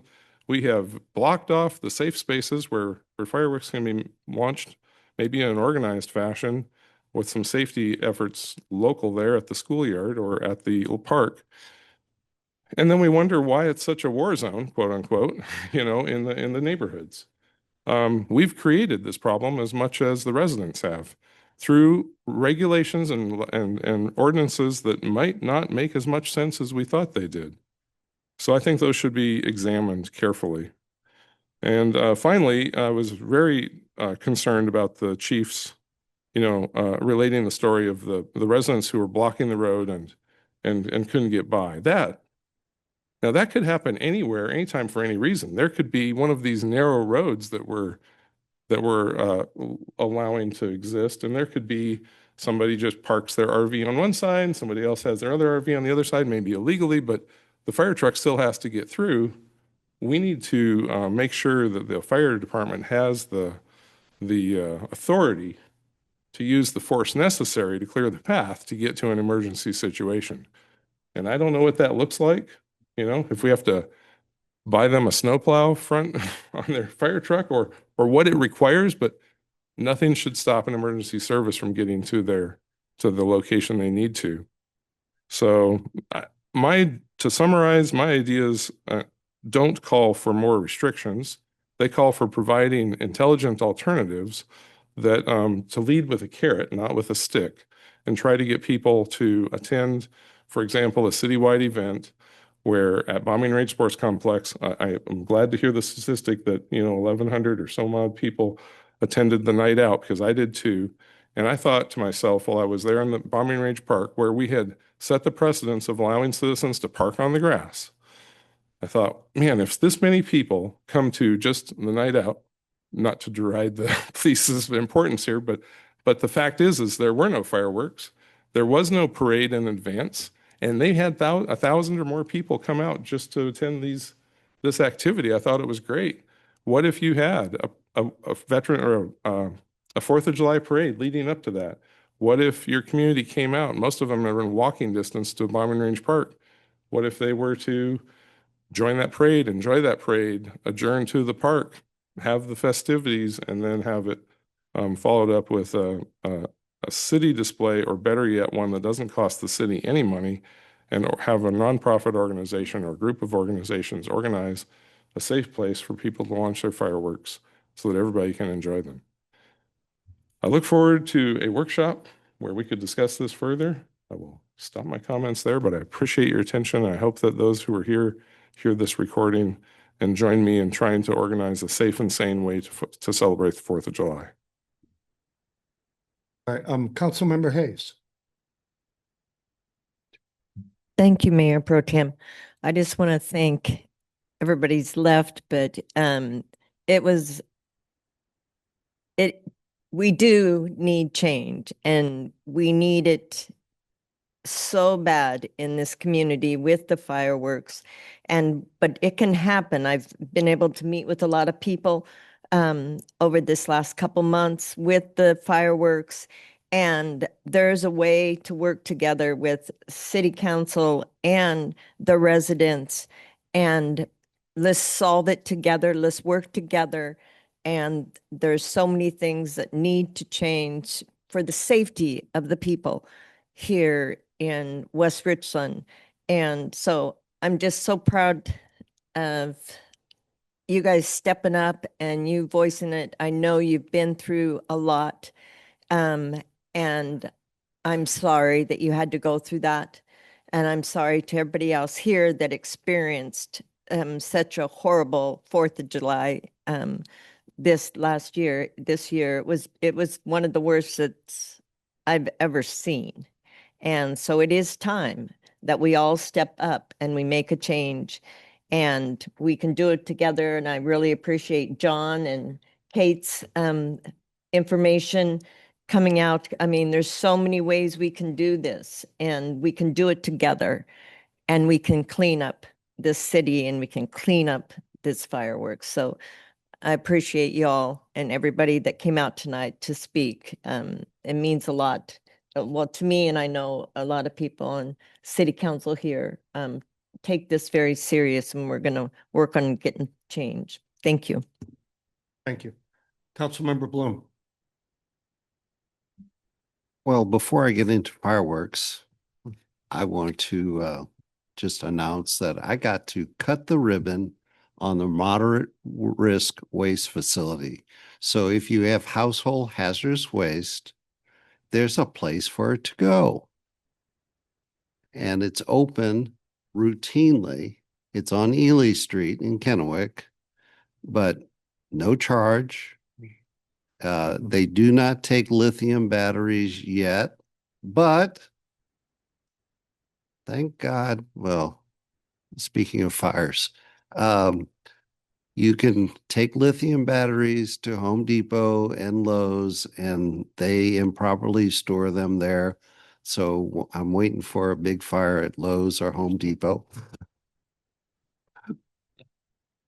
But anyway, neither's there, but please don't throw them in the garbage trucks, because burning garbage trucks are not a good thing. And that's what would happen if you crush the lithium batteries. I thought I said I was the old person, meaning I'm on the council the longest. But like Peggy and I have sat in many council meetings long before I was on council. And so I was in the audience when aerials were allowed. And that pitch was made by our chief of police at the time, who said, well, I can't control aerials. I think we had 13 police officers total at that time. We had little over 5,000 people in that time period. We're up to 18,000 people. And one comment was made, there were an awful lot of fireworks went off, aerials went off. And considering the statistics of the number of fires, most of them were successful. It's the ones that weren't. But one thing I did the research on, your neighbor who set the fire, fireworks are banned in Benton County. So it was, whatever we would do wouldn't do anything to prevent that, except we are now the major supplier of fireworks for the whole region. And as I mentioned to the 2 council meetings ago, I passed out some of the things I suggested to the mayor 4 years ago on fireworks, of how to control it. I think it's controllable. I'm discouraged by the notations. I can tell you over the years, when I got on council, we allowed fireworks for 7 days, I think it was, until midnight all days, and starting at, I don't know, 6 o'clock in the morning or whatever. And so I successfully convinced the council to reduce that down to 3 days, and, only midnight on 4th, and other than the New Year's Day. And I said, nobody has to set a fireworks off before 6 o'clock in the afternoon, in the evening. And so we got a little sense, but the pitch was made when the aerials were brought in, was that aerials were safer than those on the ground, because a lot of the ones on the ground Oh, they're not that difficult. The spinners go running off into the brush. And I'm not convinced that that's still not the case. But the problem back when we originally started were the rockets. Rockets go up, rockets go down. Some of you may remember I had Burma shade signs along bombing range, which said if it's got a stick, it can't be shot off. And so I've been trying to educate the people, but it comes down to property owners have responsibilities. And I think we can work to I believe we should have a permitting system. If you want to have fireworks on your property, you'll apply for a permit. You'll sign that you're responsible for everything, and you'll post that permit. And then you'll be able to buy those things. But it's obvious that people are bringing in outside fireworks, which was the case. It used to be the heyday. I'd watch my neighbors shoot off bottle rockets. And I live, well, at the time, I had very little grass. I had mostly desert. Now I have some pasture, but I still have some desert. So the key comes down to is there's ways of doing it, but as our population has gone up, the stress on the fire department is getting overwhelmed. We just have too many places for them to go. But, you know, a true ban probably is not enforceable as it was back in the day. You know, when they lifted the ban on aerials. Kennewick had the ban, they had fires. And so it's Chief, I recognize your restrictions, but somehow we have to find a way to punish those that don't obey, you know, write laws, put in punishments that'll get the point across that you can't block a street. I drove through on the 4th of July and had a hard time getting through the streets out there with fireworks going off. Some people are shooting off cannons, as far as I can tell, rather than what would be considered illegal fireworks. So the things we can do, but it's going to take an effort. So thank you. All right, thank you, Councilmember Bloom. We are rapidly approaching 9 p.m. I will just close with about 1 minute of comments. I had opportunity to talk with Billy Hetherington with the Washington State Good Roads and Transportation Authority, really establish a dialogue with him to see how his organization and perhaps the Association of Washington Cities, which I currently head as president, can try to work together to address transportation issues in this state, because that is another issue that this state desperately needs. And last, I had a chance to go to 2 Tri-City Chamber of Commerce meetings, one on the 27th. I had the opportunity to talk with Representative Newhouse for a few minutes on a couple topics relative to our area. And also this morning at 0800, meeting that included Senator Torres, Senator Dozier, Representative Clicker, and Representative Barnard, where we talked about the upcoming legislative priorities for next year for the short session that's taking place. And I know that those representatives will never forget our needs here, but we have to overcome a strong Olympia force that exists from the west side. But we've got a good team put together. Lastly, on fireworks, I've said many times that we need to look at this, and I think Mr. Ritchie framed things correctly. We got to fix it. That's the bottom line. We got to fix it. So I have had conversations with the mayors I mentioned earlier, and as Mayor Pro Tem, I'll work with my fellow council members on this issue. And I'm also working with my fellow council members in our Quad Cities area, because maybe a uniform approach is the best way to handle things. But regardless, we need to fix it. And I am pledging to work with everyone here, 7 members, to work to fix it. That's all I have. It is 8:58. We are adjourned.